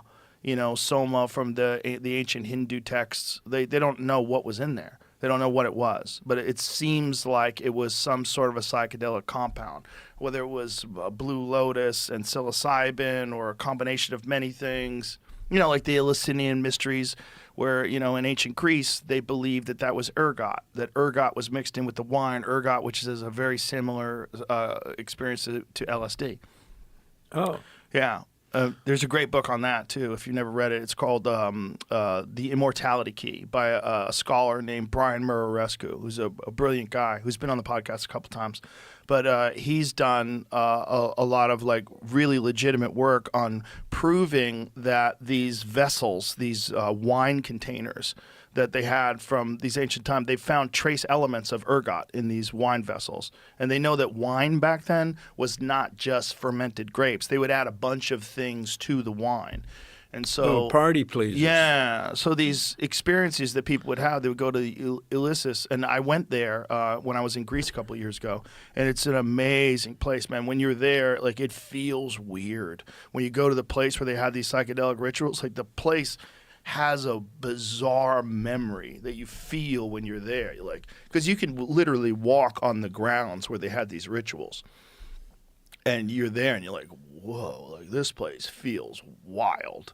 It just like my kids rather were like, what's wrong? Like I'm fine. I'm just like I'm weirded out by this place. Like I feel it. I feel like a bizarre connection with this place. Like it feels alive. Like it's humming or something. It was very weird. Very weird. Like I was touching the rocks and just trying to like feel like what's going on here. It's like you got thousands of years ago, these people were just tripping balls and inventing democracy right here at this very spot. It's literally the roots of democracy. They had to be tripping to think of something so bold as democracy. Yeah. I mean, it is literally what we were talking about. Like if you want something that accentuates compassion and this sense of family and brotherhood and sisterhood, that we're all together in this thing, what better than psychedelic drugs? Yeah. And that's why they're illegal. Exactly. It gets in the way. It gets in the way of this us versus them narrative that is so prevalent in our goofy society that's detached from these sacred compounds. Yeah, the herb, it really is a unifying thing. I've always, from the first time I tried it, I just felt such bonhomie, Yeah. like such compassion to everybody around me. Yeah, And it makes you also- kinder. Huh? It makes you kinder. Makes you kinder. Yeah, And, man, that's why they call it kind bud. Kind, but That's probably why they call it that. I have a little of the kind. But, yeah, no, I like the image of it as just a unifier, Yeah. And so that's what makes me wonder, why does Texas not just say, hey, let's open the doors to this? It's not a bad thing. Yeah. You could have the best cafes in Austin. I know. Yeah. Well, it's weird because there's certain weed here that's legal. What is it, Delta 9? Is that the legal stuff or Delta 8? I know Which what one? you're talking about. It's weird. It's weird because Yeah. it's like pretty much just weed. Yeah, I never got into that stuff, though. It's just a Yeah. different version of the plant. But it doesn't get you high. Oh, yeah, it does. Really? Oh, didn't- yeah. Really? Oh, yeah. I'll get you some. Yeah. Oh, yeah. I don't like know how what many they're doing. syllables you got out of yeah. Is I oh, don't yeah, know yeah. what they're doing. I don't know how they're doing it, but somehow or another they're skirting around the rules and developing okay. something that is I'll get basically over the to same. the Delta 9 Center. Yeah, it's basically like weed's twin sister that has different genetics. I don't know. I don't understand it. No, But- I heard they're trying to work out a thing where there's no more of those exceptions here. Oh, well, Yeah, that would suck. The legislature. That's goofy. I mean, there's plenty of things to concentrate on. Why concentrate on that? It's just it's a dumb rule. It's a dumb rule that's mostly enforced by people who don't know what the experience is. They have a distorted idea what the experience is, and they think it's just going to make people losers. Well, also, it's being mandated from people with different kinds of, desires, and a lot of it financial. But, anything that does, I consider a crime anything I do that hurts you or your property. Yeah. Otherwise, there's no crime. Yeah, I agree. Yeah. Yeah, I agree. And I think we got to get past that. I think there's just a lot of people that recognize that what they did in the 1970s was very effective. They threw water on the entire psychedelic movement and the civil rights movement and the anti-war movement, and they did it by banning a lot of these compounds that were changing the way people thought about life. And, like the whole peace, love, and hippie movement of the 1960s was all inspired by psychedelic drugs, all of it. Right. And it was a revolutionary, complete change of society from 1950 to 1960. I mean, 10 years, the music and culture became almost unrecognizable. It could change so radically. And I think it was terrifying to the powers that be. And unfortunately, the propaganda that they pushed, just like the propaganda that we saw during the COVID times and propaganda that you have whenever there's a war, that propaganda is sticky. That stuff sticks. It sticks around for a long time. And unless you have viable representations of opposing narratives that are really effective, It's very hard for people to change their perspective on things without a personal experience. Right. And most of these people that are like, straight-laced, no-nonsense type folks, they don't want to smoke weed. What, am I going to ruin my brain? I've heard like legitimate scientists say, I would never want to interfere with the way my brain works. Like, okay, do you drink coffee? Shut the fuck up. What are you talking about? What are you talking about? Do you exercise? What do you do? What do you do? Do you eat good food? There's a lot of things that change the way your brain works. This is a dumb way to look. You really want your doctor looking healthy. You don't want to walk in and see some obese, having trouble breathing type of guy. Yeah. It's going to give you your advice. Well, that was one of the most fascinating things about COVID. When I was talking to Dr. Peter Hotez, who's an overweight guy who eats junk food, and he's telling me everybody's got to get vaccinated. I'm like, are you healthy? Like, are you healthy? Because you don't see, do you work out? Like, do you eat well? Do you take vitamins? No. None of those things. But you think that, like, chemicals, that the only way that you're going to get healthy is from a laboratory and an injection. That doesn't seem real. That seems crazy. Well, the whole notion is to bolster your immune system's response to this specific item, right? But so if your immune system's strong, right, you really have nothing to fear. Well, if that's your immune system's weak, you have also a lot to fear by taking a vaccine that can, with this recent one. It actually hurts the immune system. It harms the immune system. Especially with repeated doses. At least old doses. people should get vaccinated. Should old people get vaccinated? I don't think so. Yeah, I mean, the problem was also any sort of, this is Dr. Birx is now admitting this when she's being questioned, is that they stopped any early treatments that weren't the vaccine, and that they probably shouldn't have done that, and that a lot of people could have been saved because of that. And that's true. And then that's something that people need to, that's one of the best aspects of Bobby Kennedy's book, The Real Anthony Fauci, is like understand like what pressures were put on these organizations to stifle and completely stop the prescription use of a bunch of different things, hydroxychloroquine, ivermectin.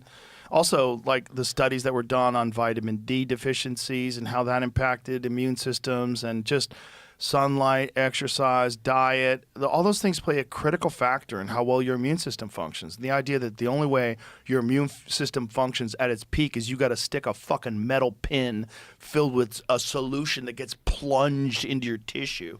That's the only way. It's the only way, Woody. Yeah. You got to shove a fucking needle in your arm. Like, what? But you make a great point, because it's like, why didn't we hear from America's Dr. Fauci or the other representatives from the medical industry?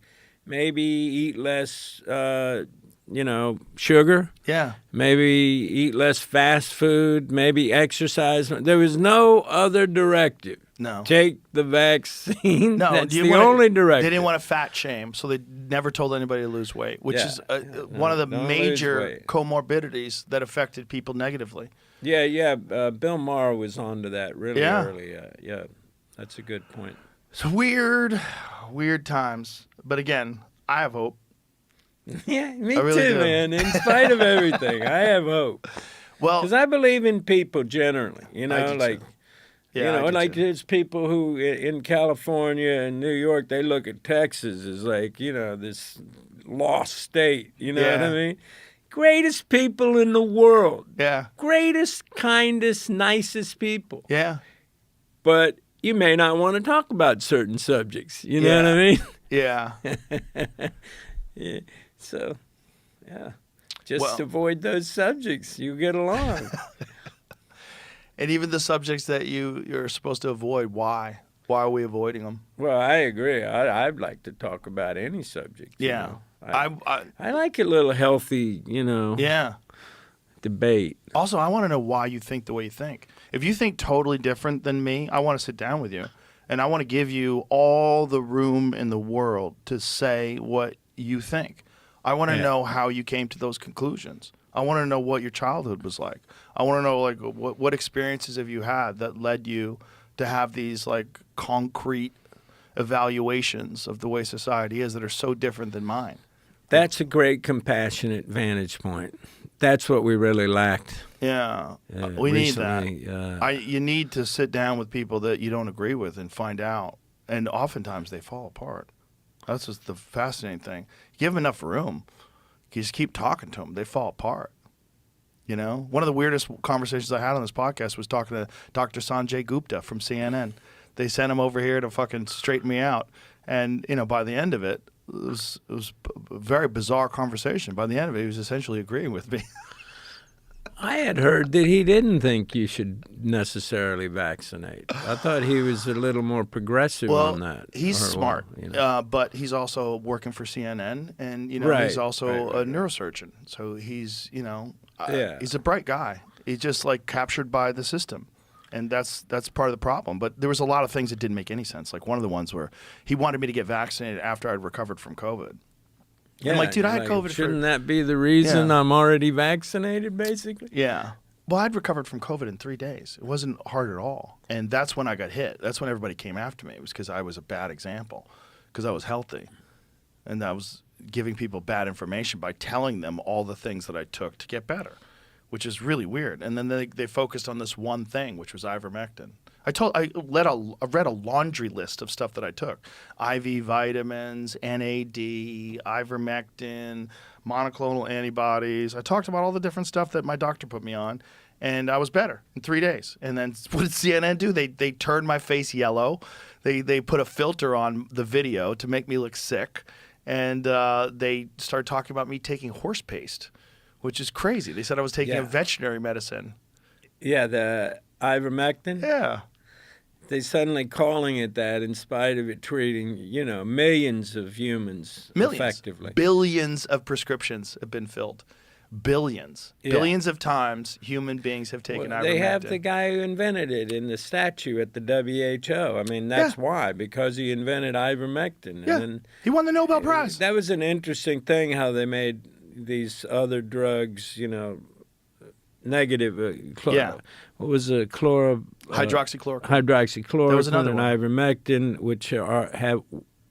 which some legitimate doctors found to be effective. it's a Suddenly treatment you for can't malaria. even bring it up, and then you couldn't even get it. Yeah. Like suddenly they made it ungettable. Yeah. Well, you couldn't get it from Walgreens. They wouldn't prescribe it for you unless you had like some sort of Malaria or something. Yeah, you'd have to have, or some sort of a parasite. I mean, that's why, they said it was a dewormer, because it was anti-parasitic. But when I said it to Sanjay Gupta, I go, but it's also been shown to stop viral replication in vitro. And I said, you know that, right? And you could see this look on his face like, oh, shit. Because that's a fact. Like, they've studied viral replication. You use ivermectin in Petri dishes. It stops viral replication. It's a fact. Like that, there's studies on this. Like it's also, it's like one of the most safe drugs known to man. It's like the safety profile is incredible.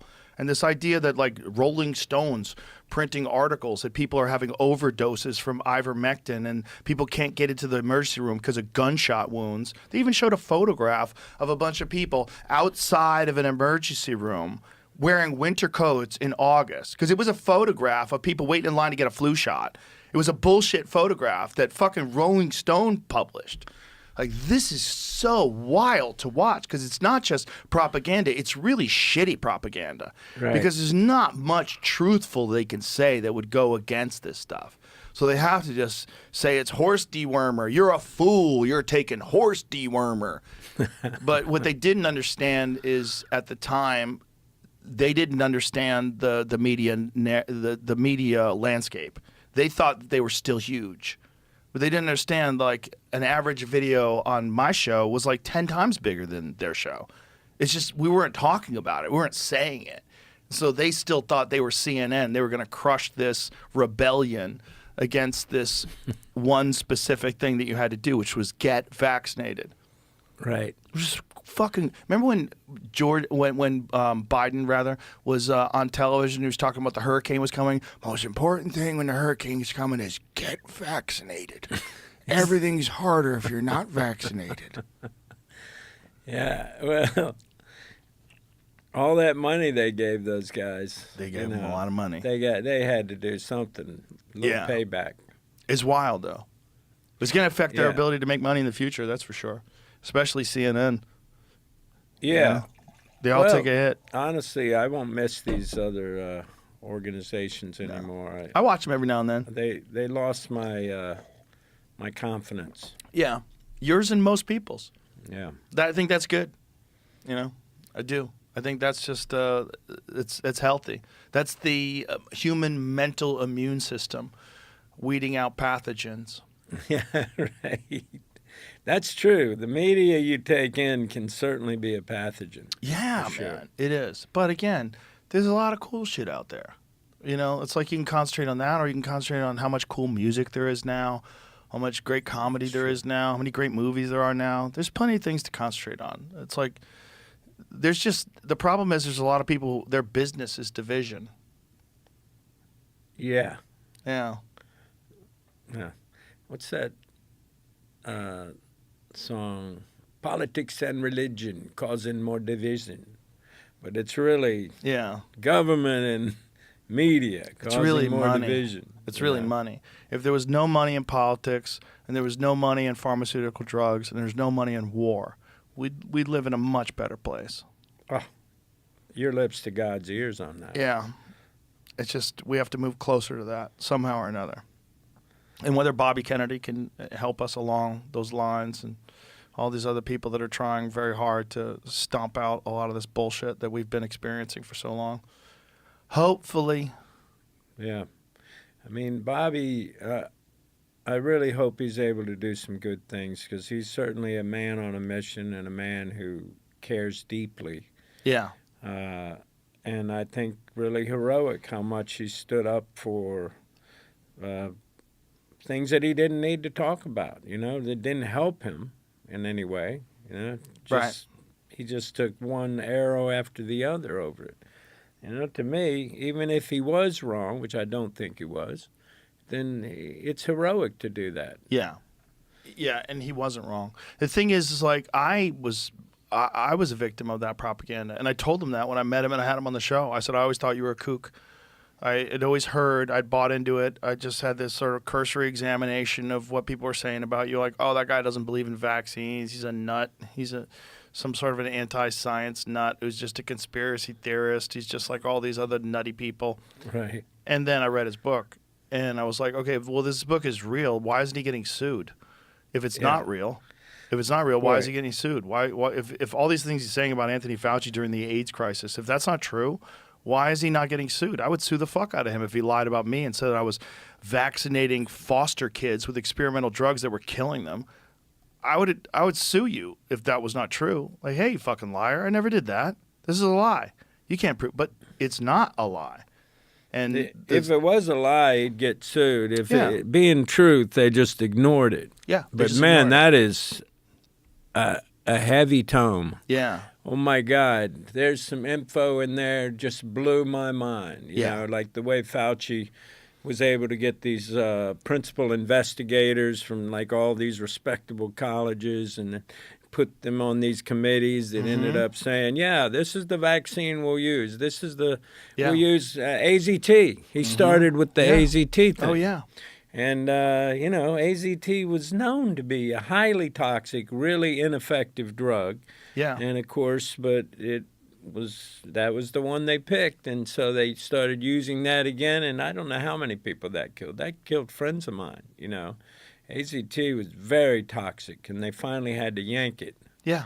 And now they use different chemical cocktails. But, like, Fauci did some extraordinarily evil shit. And he knows what he did. He was the villain of the Dallas Buyers Club, that movie. That was about people trying to seek alternative treatments to deal with AIDS. Oh, right. Yeah, that's Fauci. Right. That's AZT. Yeah. Magic Johnson got on AZT and it was killing him, and he got off of it. Yeah. And he's still alive. Yeah. Yeah, it's a bummer.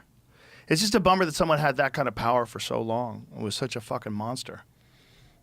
Yeah. Did you see that little meme that went around? And it was right after he got first time anyone ever got pre-pardoned. Yeah. And you said nothing says trust science like a blanket pre-pardon. Yeah. A picture of Fauci. Well, the you problem see with it? that pre-pardon is he's pre-pardoned federally, but he's not pre-pardoned state-wise. These states can still sue him. Not only that, when you're pardoned, then you can no longer plead the fifth. So you could be held for perjury. So there's a lot of issues with being pardoned that I don't think Biden took into consideration or Fauci took into consideration either. I think he just wanted anything to protect him because he knew it was coming. He knew that just the emails that were available that showed collusion where he had gotten a hold of all these different researchers and changed their perspective on whether or not it was a lab leak. Because through Eco Health Alliance, they had funded gain-of-function research after Obama Gain-of-function. Yeah. That's what I was that's trying what you're to looking think. for. Okay, yeah, go ahead. But gain-of-function is essentially taking a virus and making it more infectious to human beings. Weaponizing the virus. Yeah. Yeah. The idea is supposedly to study it, but if you're studying it and you don't have a fucking cure, you've been studying this shit for so long and you don't have a cure, like what are you actually doing? Well, you're doing weapons research. You know, this is one of the things that Bobby's talked about with Lyme disease, or they tried to get him on Lyme disease, which is a very funny grilling. They say, did you say that Lyme disease was a leaked bioweapon? He goes, I probably did. And he did. Plum Island, they were fucking researching whether or not they could infect bugs, fleas, and ticks, and then dump them on populations to overwhelm their medical system and to use it as a bioweapon so we could invade easier. Yeah, they did that. We're the masters of war. Yeah. But yeah, that's a funny way. Good impersonation, by the way. It's not hard. Yeah. Unfortunately. Poor Bobby. I mean, if really science wanted to fix his fucking voice, man. If that guy had his old voice, he'd be a lot more powerful. It's like people dismiss him because his voice is hard. It's hard to listen to sometimes. Yeah, that condition he has, you would think there'd be some way to address it, but I don't know. Well, he believes that condition came from the flu vaccine. It's a side effect of flu vaccines. He used to take a flu vaccine every year. And so he developed this voice problem. And he believes it's a vaccine injury, which is very ironic. Wow. Yeah. Didn't know that. Yeah. Yeah. Those fucking things don't work either. Those things, and he's talked about that. Like, even if it protects you from that one flu, it makes you many more times more likely to catch other things. We're fucking around with complex systems inside human bodies with pharmaceutical drugs that have been, the way they've studied them is filled with shenanigans. They might do 10 studies and one of them shows effectiveness because they've rigged the study in a certain way. And then he explained to me that the reason why they could say it's 100% effective was because one person got it in the vaccine trial and two people got it in the placebo. Exactly. So yeah. that's 100%. 100%. Better. One is 100% better than two. Like, what? That's correct. No, that's not. 100% means nobody gets infected, you fucking assholes. That should be a law. That should be a crime to explain things like that. I had this guy on who was, he litigated against pharmaceutical drug companies, particularly against Vioxx, when they released this anti-inflammatory medication Vioxx, and some 50 to 60,000 people died from it. A friend of mine got a stroke from Vioxx. This guy was saying that when you hear peer-reviewed studies, when they do a vaccine study, or a pharmaceutical drug study, they don't even give the peer reviewers the raw data. They give the peer reviewers the data as it's been interpreted by the scientists who work for the pharmaceutical drug companies. So they review it, and then they give their version of it to these other scientists who are already on the payroll. They're all NIH funded. Everybody's together. Everybody's all in the loop. Everybody's dependent upon whether or not they're going to receive grants and funding. It's all based on Fauci, and that's how you find out whether or not something is good or bad. It's all rigged. Yeah. And when he was explaining, I'm like, that can't be real. And he's explaining to us, showing us how it works. And it's corrupt. It's fully, completely, totally corrupt. And if anything Bobby can do, it's make sure that we have valid studies, valid, real, peer-reviewed studies on everything that people are supposed to be taking. Let's find out what the fuck is really good for you, because it's not like all pharmaceutical drugs are bad. A lot of pharmaceutical drugs have helped people, saved people's lives, enhanced people's lives, cured diseases. There's a lot of stuff that's great. Let's find out what it is, what's real and what's bad, and why are you profiting off of shit that's killing people? That shouldn't be so hard, would he? I'd vote for you, dude. Oh, I don't want to run for nothing. No, I know it'd be a step down. Why would you? Yeah. No. Just headache in your life. But I'm just saying, I would vote for you. Thanks. That's terrifying. Yeah.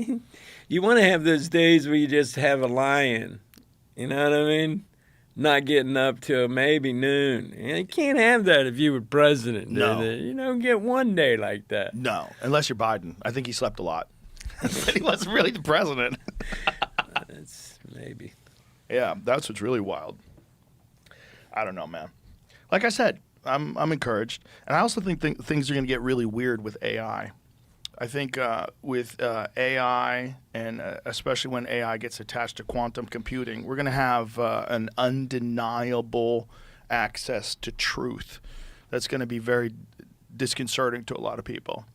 We're going to have an understanding of the reality of the world that we live in that's going to be very undeniable. And it's going to be strange. And unfortunately, there's going to be a lot of propaganda that's with that too, because a lot of this AI is programmed by people. So there'll be a battle of which AI is the most trusted and effective, and then the real fear is that AI governs us, which is probably going to happen. We're probably going to it's going to probably be more effective. No. The government so far has really been subpar. Yeah. I mean, I don't look at individual presidents, because I just look at, like, overall, the presidents have to bow down and kiss the ring, no matter who it is. So you're not getting in there.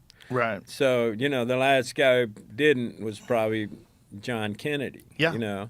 But certainly even a guy like Carter, who I love, I consider the best, Everybody has to kiss the ring. So he didn't kiss it enough. That's why they got rid of him. Well, what he did, he levied a windfall profits tax on the oil companies because they were gouging. They were making so much profit, right? Yeah. Which happens all the time, whether it be the oil companies or what, or the vaccine companies, whatever. These insane, profits that are just, they create some fear and then boom. Yeah. They make a lot of money. And so, but he was bold enough to lay this tax on them for their profit, and that's what killed him. There was no way he was getting another term after that. Yeah. It'd be and interesting. That's why, and then it was after that Oliver North was vital in helping to kill that rescue attempt with the helicopter. Uh-huh. And also the Contras versus the Sandinistas, they selling crack in Los Angeles in order to fund all that shit. All that stuff was going on at the same time. Yeah, absolutely. I totally believe that. Oh, it's fact. Absolutely. I had Freeway Ricky Ross, the guy who went to jail for it, on the podcast a few times. Oh, was he the guy, the plane? He had the planes and he was flying? No, that was Gary Webb. That was Gary Webb. The guy was flying into Mena, Arkansas. Gary Webb, right. Yeah. It's a character. Oh, no, Barry Seal. Gary Webb was the reporter who committed suicide. Didn't he shoot himself in the head twice? Yeah, that's right. Barry Seal. Thank you, the Jamie. first one would have slowed down the second bullet a little. Yeah, a little bit. Right. A little bit, yeah. Yeah, he was one of the main whistleblowers about that. Yeah, there's it's a sordid, horrible history. But Freeway Ricky Ross was, unbeknownst to him, was selling cocaine, funding this war. And he didn't even know what was going on until he went to jail. He couldn't read. He went to jail, became literate, and then became a lawyer in jail, and then figured out that they tried him on the 3 strikes rule incorrectly, got out of jail. And, now he runs weed dispensaries in California. Really? Yeah, he's a great guy. Where does he live? He lives in L.A., yeah. Oh, he's a great guy. You guy. got to connect me to him. I want to meet him. You know Rick Ross, the rapper? He stole Yeah. his name from Freeway Rick Ross. Oh. Rick Ross was a famous like street gangster, this famous street coke dealer who was making millions of dollars a week and couldn't read. He was a tennis player, a really good tennis player, who then used the discipline of being a tennis player to become a very disciplined drug dealer. Ah. Yeah. Just Like Pfizer, disciplined drug dealer. yeah, and now he's out.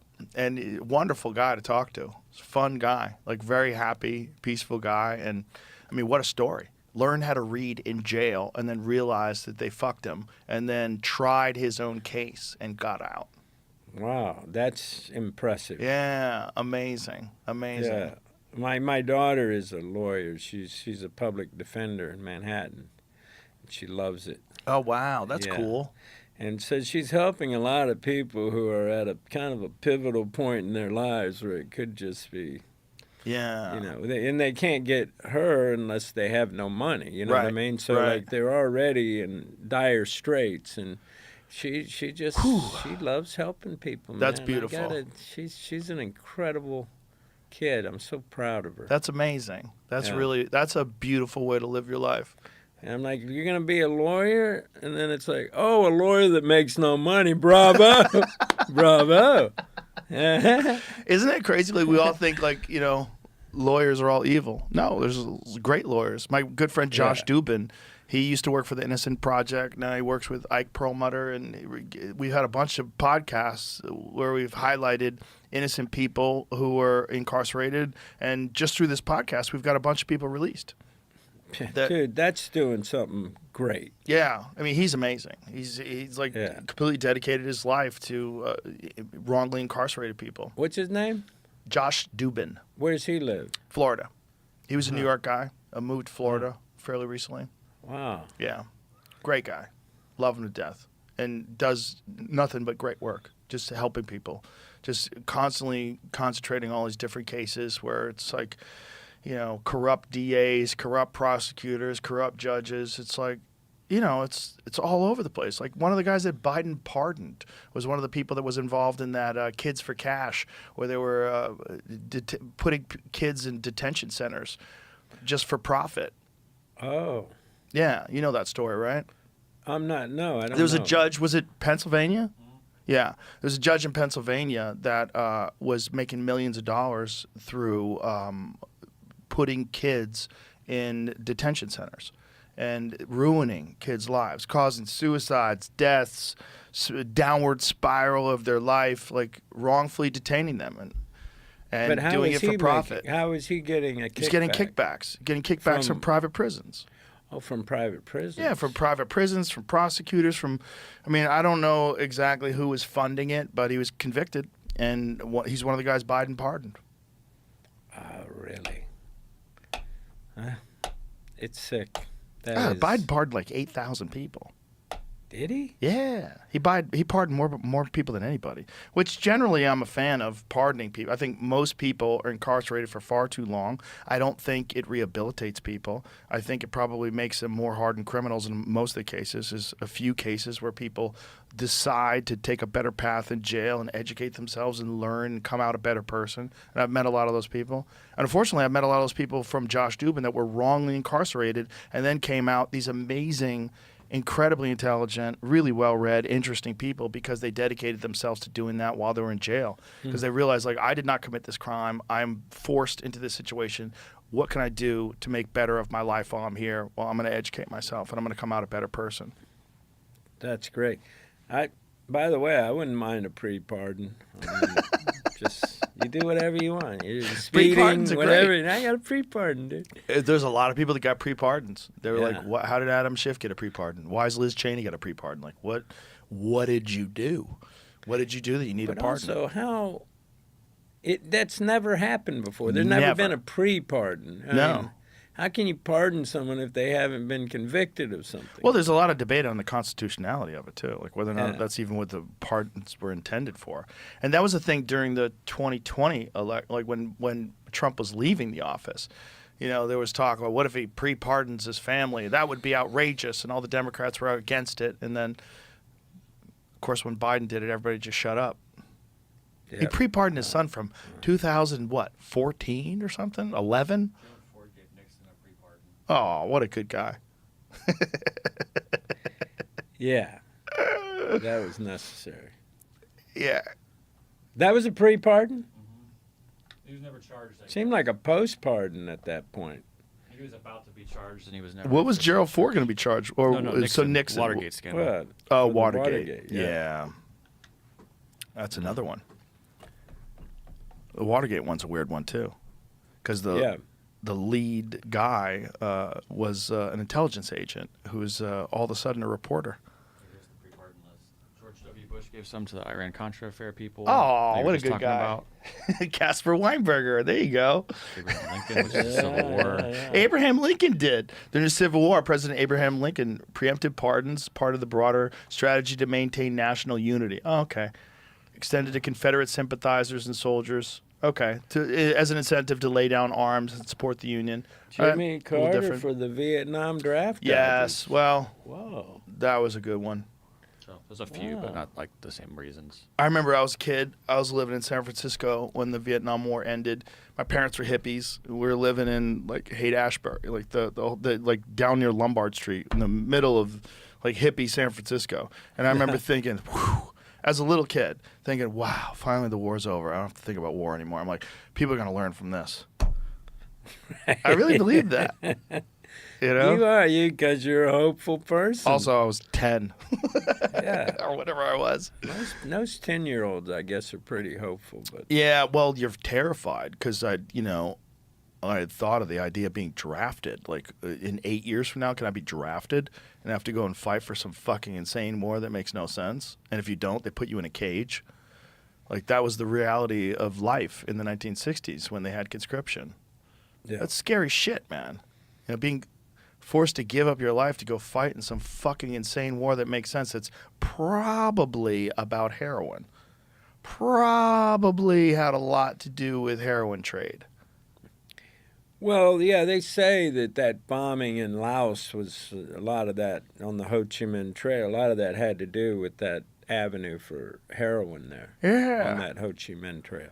Well, how about Right. Afghanistan? Yeah, Afghanistan. Yeah, that can't be a coincidence. Poppies there and poppies there. Not only that, we were guarding poppy fields. We were because we needed these farmers need to grow poppies. Is like this is how they make a living. We got to help them. We got to fight the Taliban.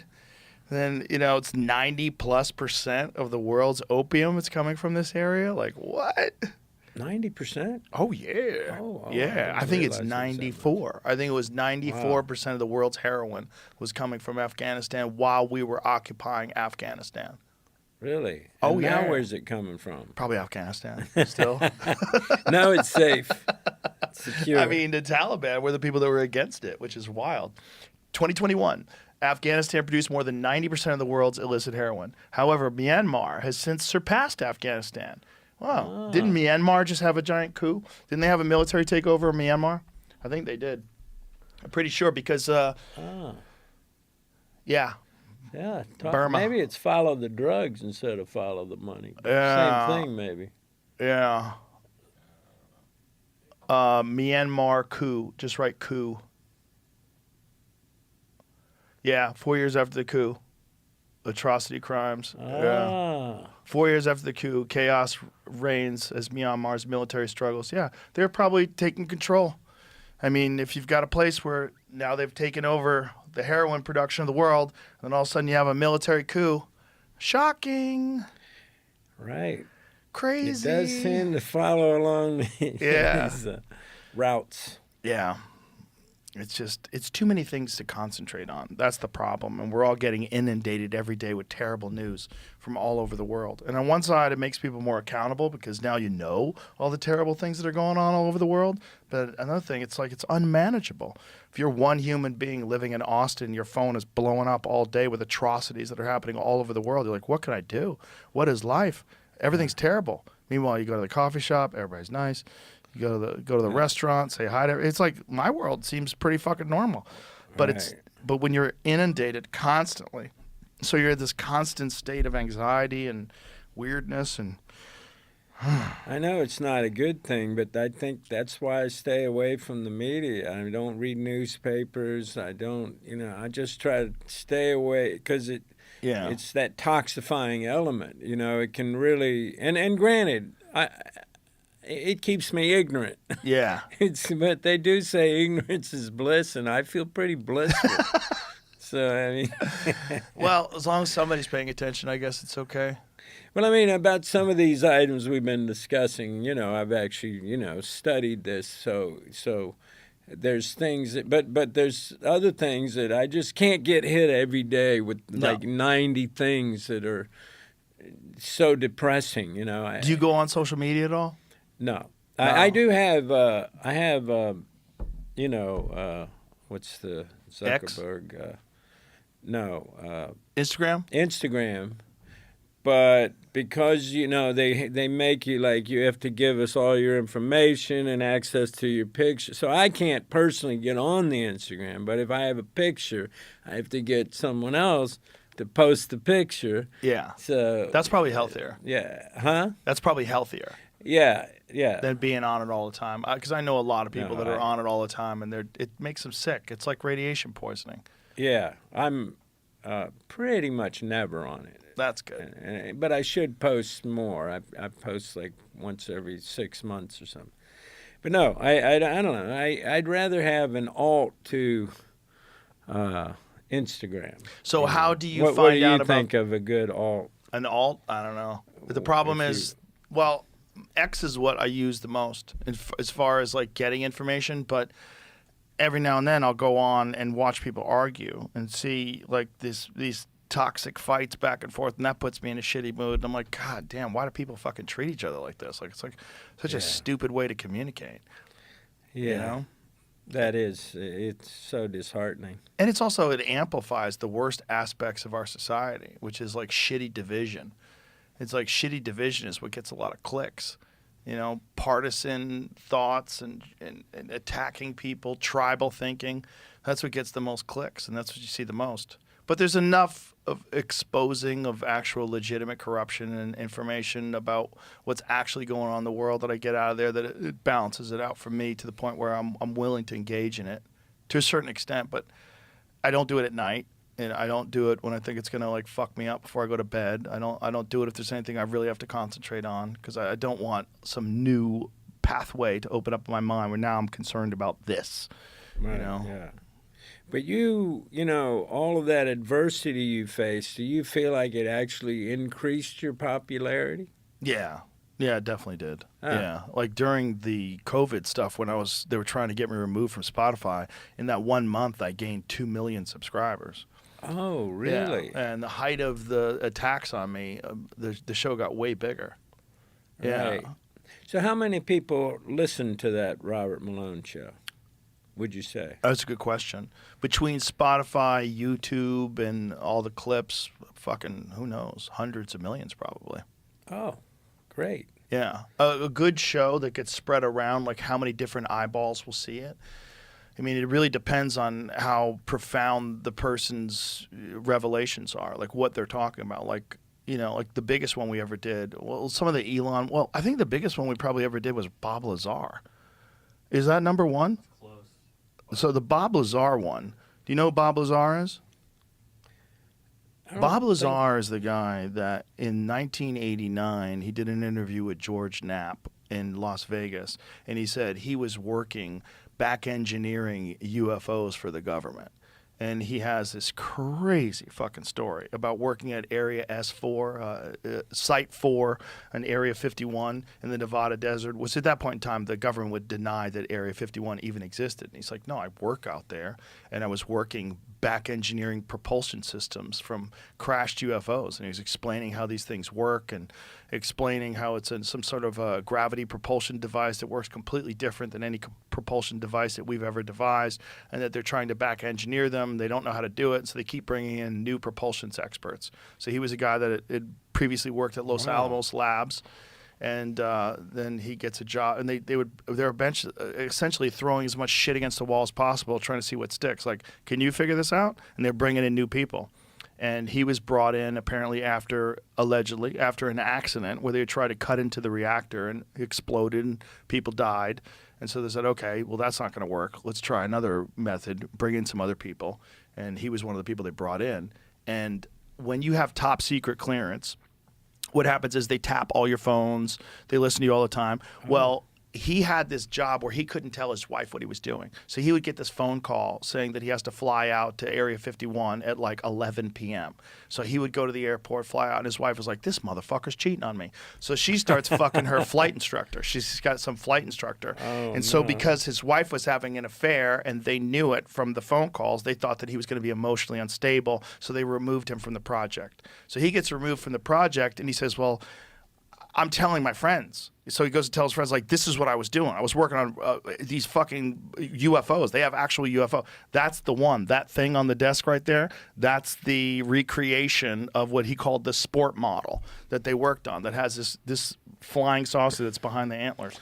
That's like the three. The classic. It's classic like the Tesla 3. Yeah. You know what I mean? Right. If you were to... Yeah, the classic. The peppy little... The sport model. Got it. So he brings people out to watch. He said on Wednesday they have these flights and they test these things. I'll take you guys out to the desert. He took them out to the desert. He takes them a couple of times. Then he gets arrested. So he gets arrested and he says, they're going to fucking kill me.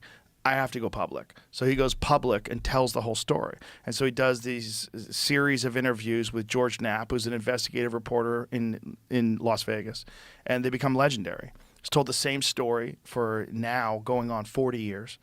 And it's an insane But he's story. still alive. He's still alive. Yeah, he did my podcast. So he did the podcast, and I don't know what to think. I don't know if he's telling the truth or not. It's hard to know. But he's told the same goddamn story for all these years, and he's obviously a brilliant guy.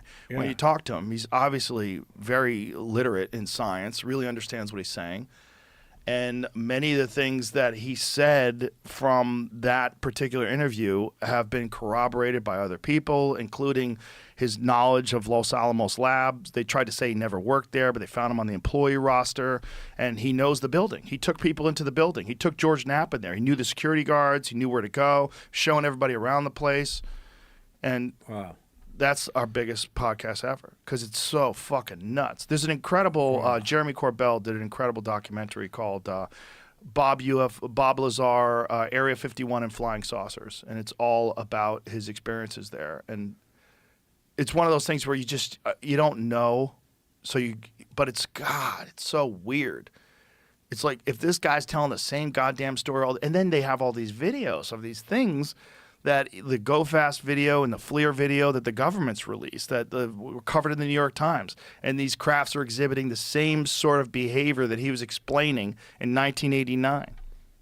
Yeah. Particularly, and they fly like this, but then when they want to go fast, they rotate sideways and point whatever this gravity propulsion, whatever this thing is, this generator, and they shoot this way, shoo, and take off. And there's videos of these things doing this.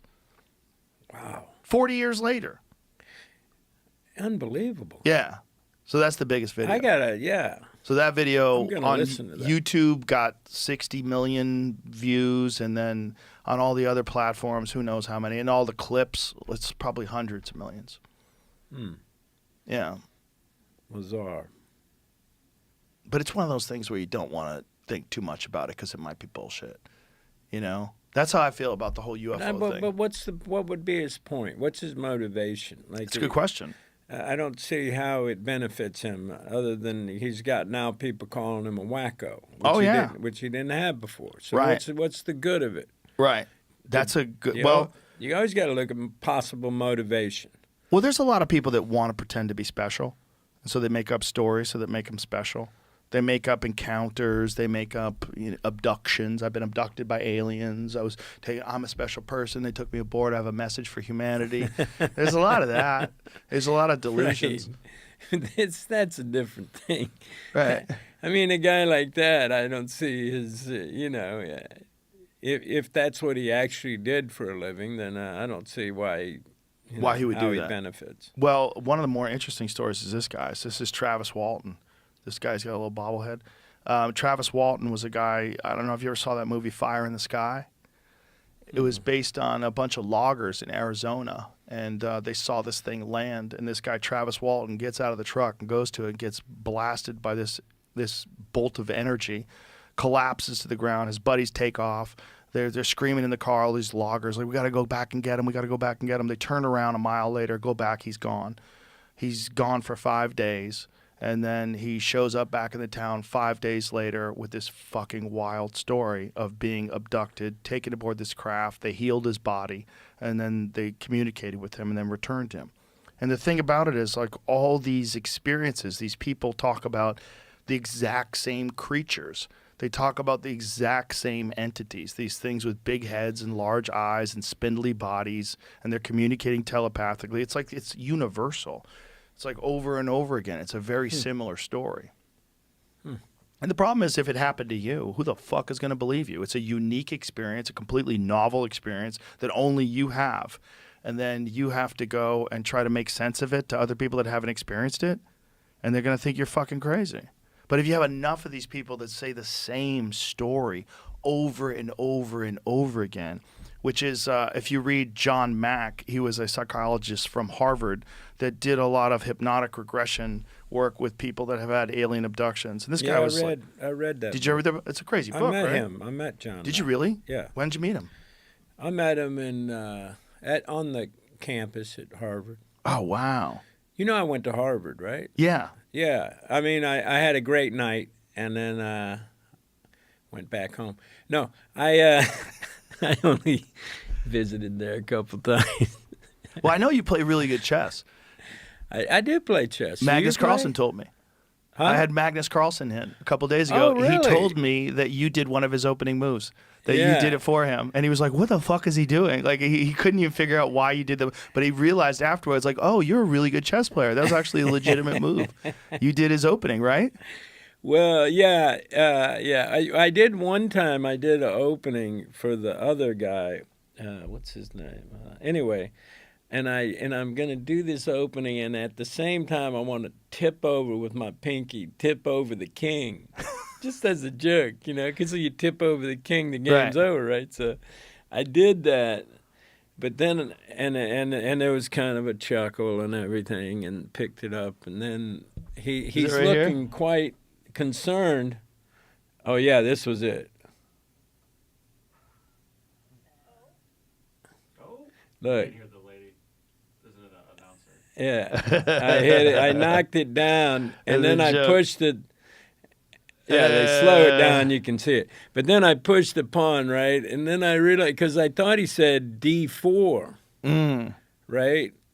He didn't say D4. He said E4. So you know, I'm looking at his face, and he had whispered it to me into my bad ear. And I'm like, well, man, you know, why do you got to whisper? I'm going to make the move anyway. Well, Magnus So said you stuck then it around was and you played a lot of embarrassing. people, and he said you were really good. Oh, that's very nice. Coming from Magnus him. Carlsen. Wow. Yeah. He's the Mozart, man. Yeah. Fascinating guy. He was here a Yeah. couple days ago. Was he? Yeah. Yeah. Yeah, I do admire him. He's great. And that whole thing, you know, that just happened with the jeans, like that was great. Did you see it? With you know, him? he went to one of the big, I forget which tournament it was, but anyway, came in jeans. And they're very strict, right? And so they wouldn't allow him to play. And then, so he basically was going to end up sacrificing the day because he came in jeans, right? He said, I just wasn't thinking about it, you know. Well, so then he's just like, you'll have to come back tomorrow. You're sacrificed for today. He's like, you know what? I won't be back tomorrow. And then, boom, they changed the rules. Oh, wow. They changed it. Yeah, that's a stupid rule. Yeah. Who gives a shit if you're wearing jeans? I know. That should be able to doesn't play in a make you bikini. a better or worse player. Yeah, it's stupid. Everybody should be able to have to play in their underwear. That way you know they don't have any devices on them. Right. You know, you're not But doing they anything. could have it in them, too. They could, yeah. So maybe you got to do a rectal probing before. This is full circle with the talking about the aliens. But, you know, maybe you have to do something before. Well, we got into very specific ways that people cheat. It was pretty interesting. He was talking to us about different ways that people have been busted cheating, different people signaling them in the room, moving to different Oh. parts of the room if they wanted the piece to move in a different area. I see. Yeah. Yeah. Yeah, because that one guy he said Mhm. was cheating. He said he knew as soon as the move was made, and then he walked out. Yeah. That was another time. Yeah. He just like, there's no way this guy made this move. No chance. Well, that was what was fascinating, that you could tell by the way a guy's playing that something was amiss. That this is not inside of his capability. He knew the way the guy played so well that you could tell that something was off, which Yeah. is so crazy. Which is, I'm not literate in chess, so I don't understand how you could do that, but I believe him. Especially when you talk to him, like, Well, he's got a thumper in his sock or something. Somebody's giving him he thinks it's looking an on a earpiece. computer and then dun. He thinks telling it's him- an internal ear, like a very small, invisible earpiece that they Is put that in what you. he thought? Yeah, that's what he Oh. thinks. He thinks that one of the possible methods. And then there was the anal beads. People were talking about anal beads. Anal beads. It's like guy don't want a thumper in his sock. He just wants to go pure inside man. Yeah, I guess Yeah, it would yeah. like vibrate. I guess you would do it like vibrate a certain amount of times first to indicate the letter, and then a couple times to indicate the number. And that's where the piece would Ah, go. a little Morse code in the Do-do-do-do-do-do. rectal cavity. Yeah. Yeah. How long have you been playing chess? I started playing more probably like 10 years ago, or maybe more than that. I started playing Willie. Oh, wow. Started playing Willie all the time.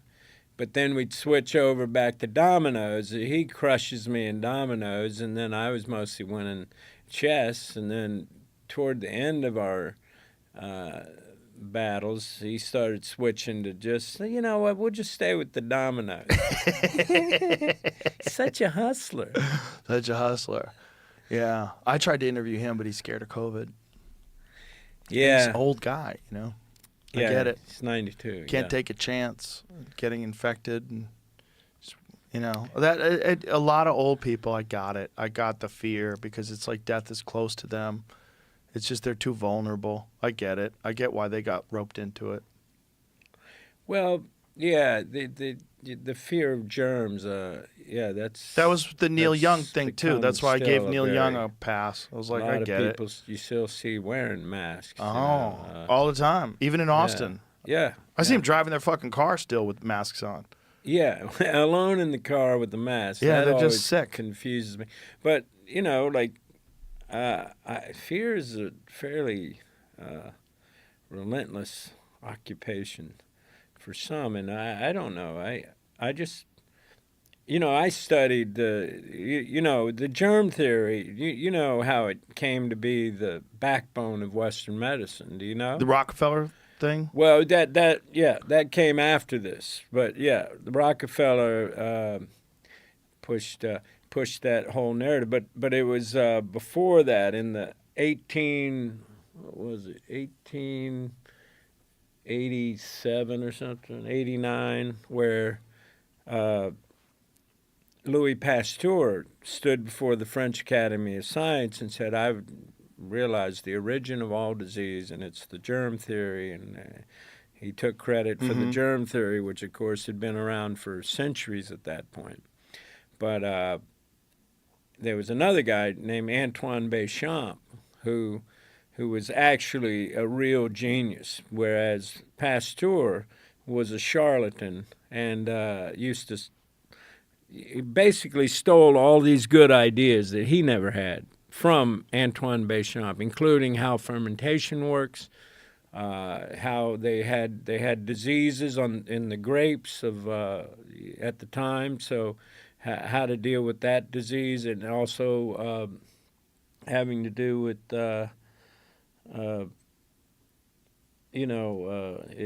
where they make the silk, like silkworms and stuff. That also was another thing that Béchamp figured out, and then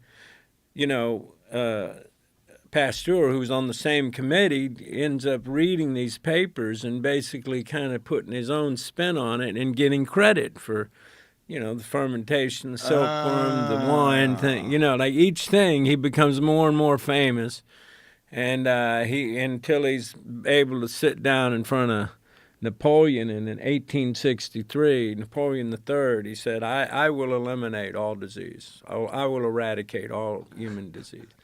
He was an arrogant guy, and he was a complete fraud.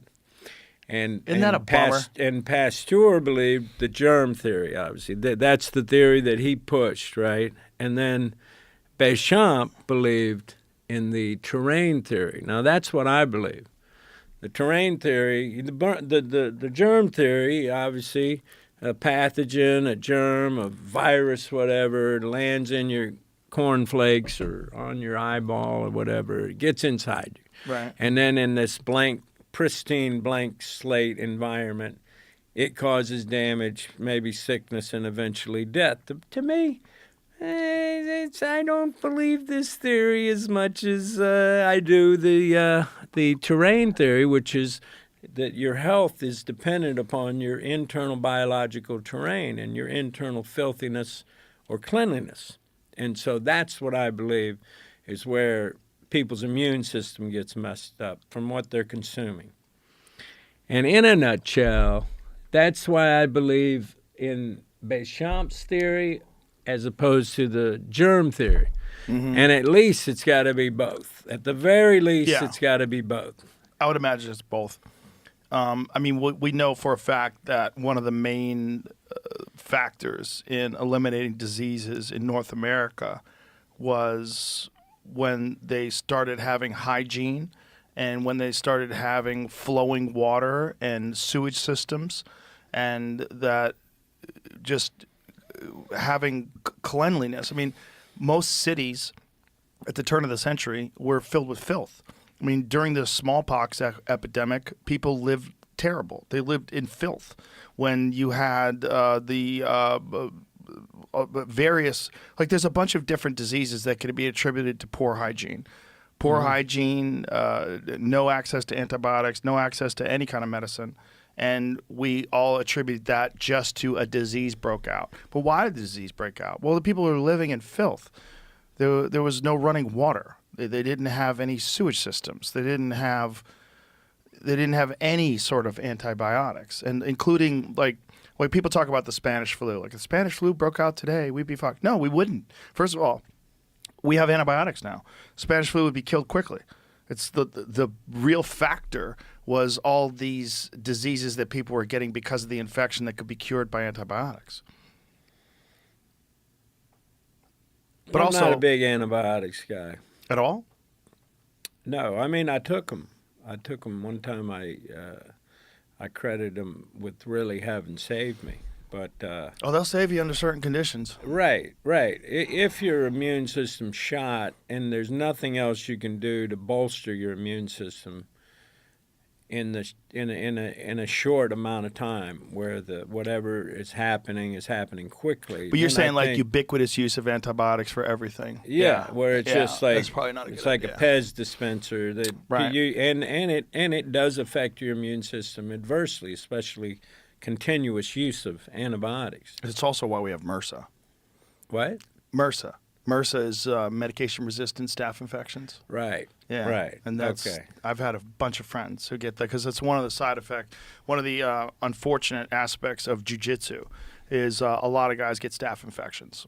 You know, if you're not clean, you're Because not taking of care what? of getting scratched and scraped up, and you're on the ground, dirty mats. People come in dirty, and you can get an infection. I've had staph twice. You get staph, ringworm, a bunch of different things that people normally get on the mat. But there's ways to combat that in a healthy, organic way. And one of the best ways is the use of there's a bunch of different oils, tea tree oil and eucalyptus oil, a bunch of oils that don't affect your skin biome in a negative way. But what they do is they protect you from bad diseases. And there's a company called Defense Soap. And I always recommend it. I don't have any affiliation with them. My friend Guy Sacco runs the company, but he developed it because a bunch of wrestlers and grapplers were getting skin infections.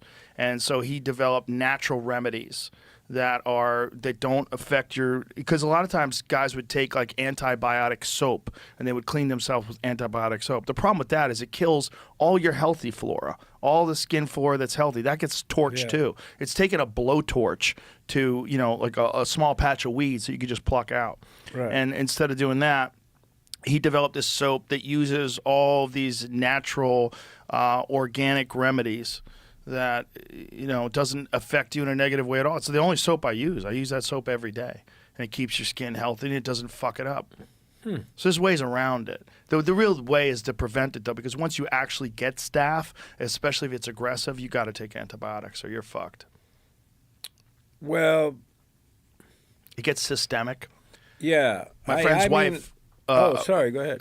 My friend, his friend's wife, rather, died of it. She was trying to do it organically. She was trying to use herbal remedies, and she wound up dying of staph infection because it gets systemic. Did. Yeah, it gets into your blood and goes into your whole body, and then you're fucked. I mean, you really have to get on heavy, hardcore IV antibiotics for long stretches of time. So I've had friends that have huge scars on their body because they got a massive MRSA infection in their knees, and then they had to get it all opened up. They have to clean it out, and they have to get them on IV antibiotics. It's a nightmare, and it's one of the main reasons why people die after surgeries. It happens after surgeries where people get MRSA infections. Yeah, well, Jesus, let's Superbugs. just stay healthy. Yes, stay healthy, Woody. Yeah. Yeah. Do you eat only vegetables? Is that what you're talking about, like meat? Are you a vegan? I'm a vegan. Yeah? Yeah. But, I mean, I really, my real belief is in raw living food because I feel like, we talk a lot about you getting your protein or you getting your carbs or whatever. I think the most important component of the food are the enzymes. Mm-hmm. The enzymes being the life force of the food. Mm-hmm. And the enzymatic activities, your eyes blinking, your heart beating, those are enzymatic activities. If it wasn't for enzymes, we couldn't do them. Yeah. Like enzymes are highly important. Anything you cook over 118 degrees for a minute, you destroy the enzymes and most of the nutritional value of the food. Mm-hmm. And that's why I'm a believer in raw living food. And I just know from when I've had lots of experiments for when I was doing it and when I was eating a lot of cooked food, and you can really feel the difference. There's no question about it. Supporting the energy of the body better than anything. But meanwhile, I agree that it's very hard to avoid eating cooked food because it's delicious. Yeah. But to have as much raw as possible. Mm-hmm. That's my thing. And I try to get a lot of sprouts and microgreens and everything. And then, I also eat, cooked food. Do you take algae or anything where you're getting B vitamins? Do you think? Yeah, I take, right. I do take, I take niacin. I should take more of a comprehensive B vitamin probably, but I do take reishi and I take ginseng every day. Yeah. So healthy mushrooms? Yeah, I believe in the mane, healthy mushrooms. And I take all that stuff too. Yeah, there's a cool... Yeah, I got to get on the regular medicinal mushrooms. Those are crucial. Yes. And especially brain repair, mm-hmm. which is, I think, something I need. I think we all do. You fix those pathways that have been compromised. Do you ever fuck around with nootropics? Do you take any nootropics? Like what? Nootropics are essentially nutrients that contribute to cognitive function. Building blocks for human neurotransmitters, acetylcholine, theanine, things along those lines. No, I don't do that, but no? I'm open-minded. Yeah. I imagine Downey would know all about that stuff. Yeah, I bet he would. Yeah. Yeah, he's really, really knowledgeable about that. But you've studied this shit too, yeah. Yeah. The thing about it is, like, you could almost take stuff all day long because there's so many different things that could benefit you. You would you'd have to have a fucking stack of shit in front of you all day long, which gets tiresome. Yeah, I mean, I much prefer. I mean, I think the best thing for restoring health, for if you're sick and you want to get better, is fasting. They've Fasting been is doing it fantastic for for you. thousands of years, Yeah. and it just works. It does. Because Yeah. the congestion in the body is really what disease is. It's congestion. And It's inflammation. Generally, but yeah, inflammation. You could call Yeah. it that too. But that congestion begins in the colon, Mm-hmm. and so you don't clean that out. Issues. Yeah. Do you concern yourself? Do you eat organic vegetables only? Yeah. Yeah. That's huge because I mean I think what is it like 90-something% of people tested have glyphosate in their system. I was reading some study on fucking on Girl Scout cookies. Like how many like they've done studies on Girl Scout cookies where they break Girl them down and Scout find out cookies. what's in them. Oh, holy shit. They're fucking toxic as fuck. It's just so many bad. I'll send it to you, Jamie. 'Cause I sent it to my wife because she's trying to avoid Girl Scout cookies. See Because the those little, smiling face of those the little Girl hustlers. Scout. You can imagine she's gonna give you something bad. yeah, those little hustlers. Yeah. They catch you at the grocery store. I'll find this for you, Jamie. There was this thing about. Oh, here it is. The different seed oils, all the different things in them. This video? Yeah, it's probably one of them. What does it say here? Thin Mints being the worst offenders. 5 flavors of Girl Scout cookies contained. Scroll up, back up. Contained levels of glyphosate and heavy metals above EPA water safety limits. New investigation found 100% of tested Girl Scout cookies contained glyphosate. 100%. Controversial herbicide and Roundup. 88% contained toxic metals like arsenic, lead, and mercury. Key finding: Thin Mints had the highest glyphosate levels at 111.07 ppb, 334 times what experts say is harmful.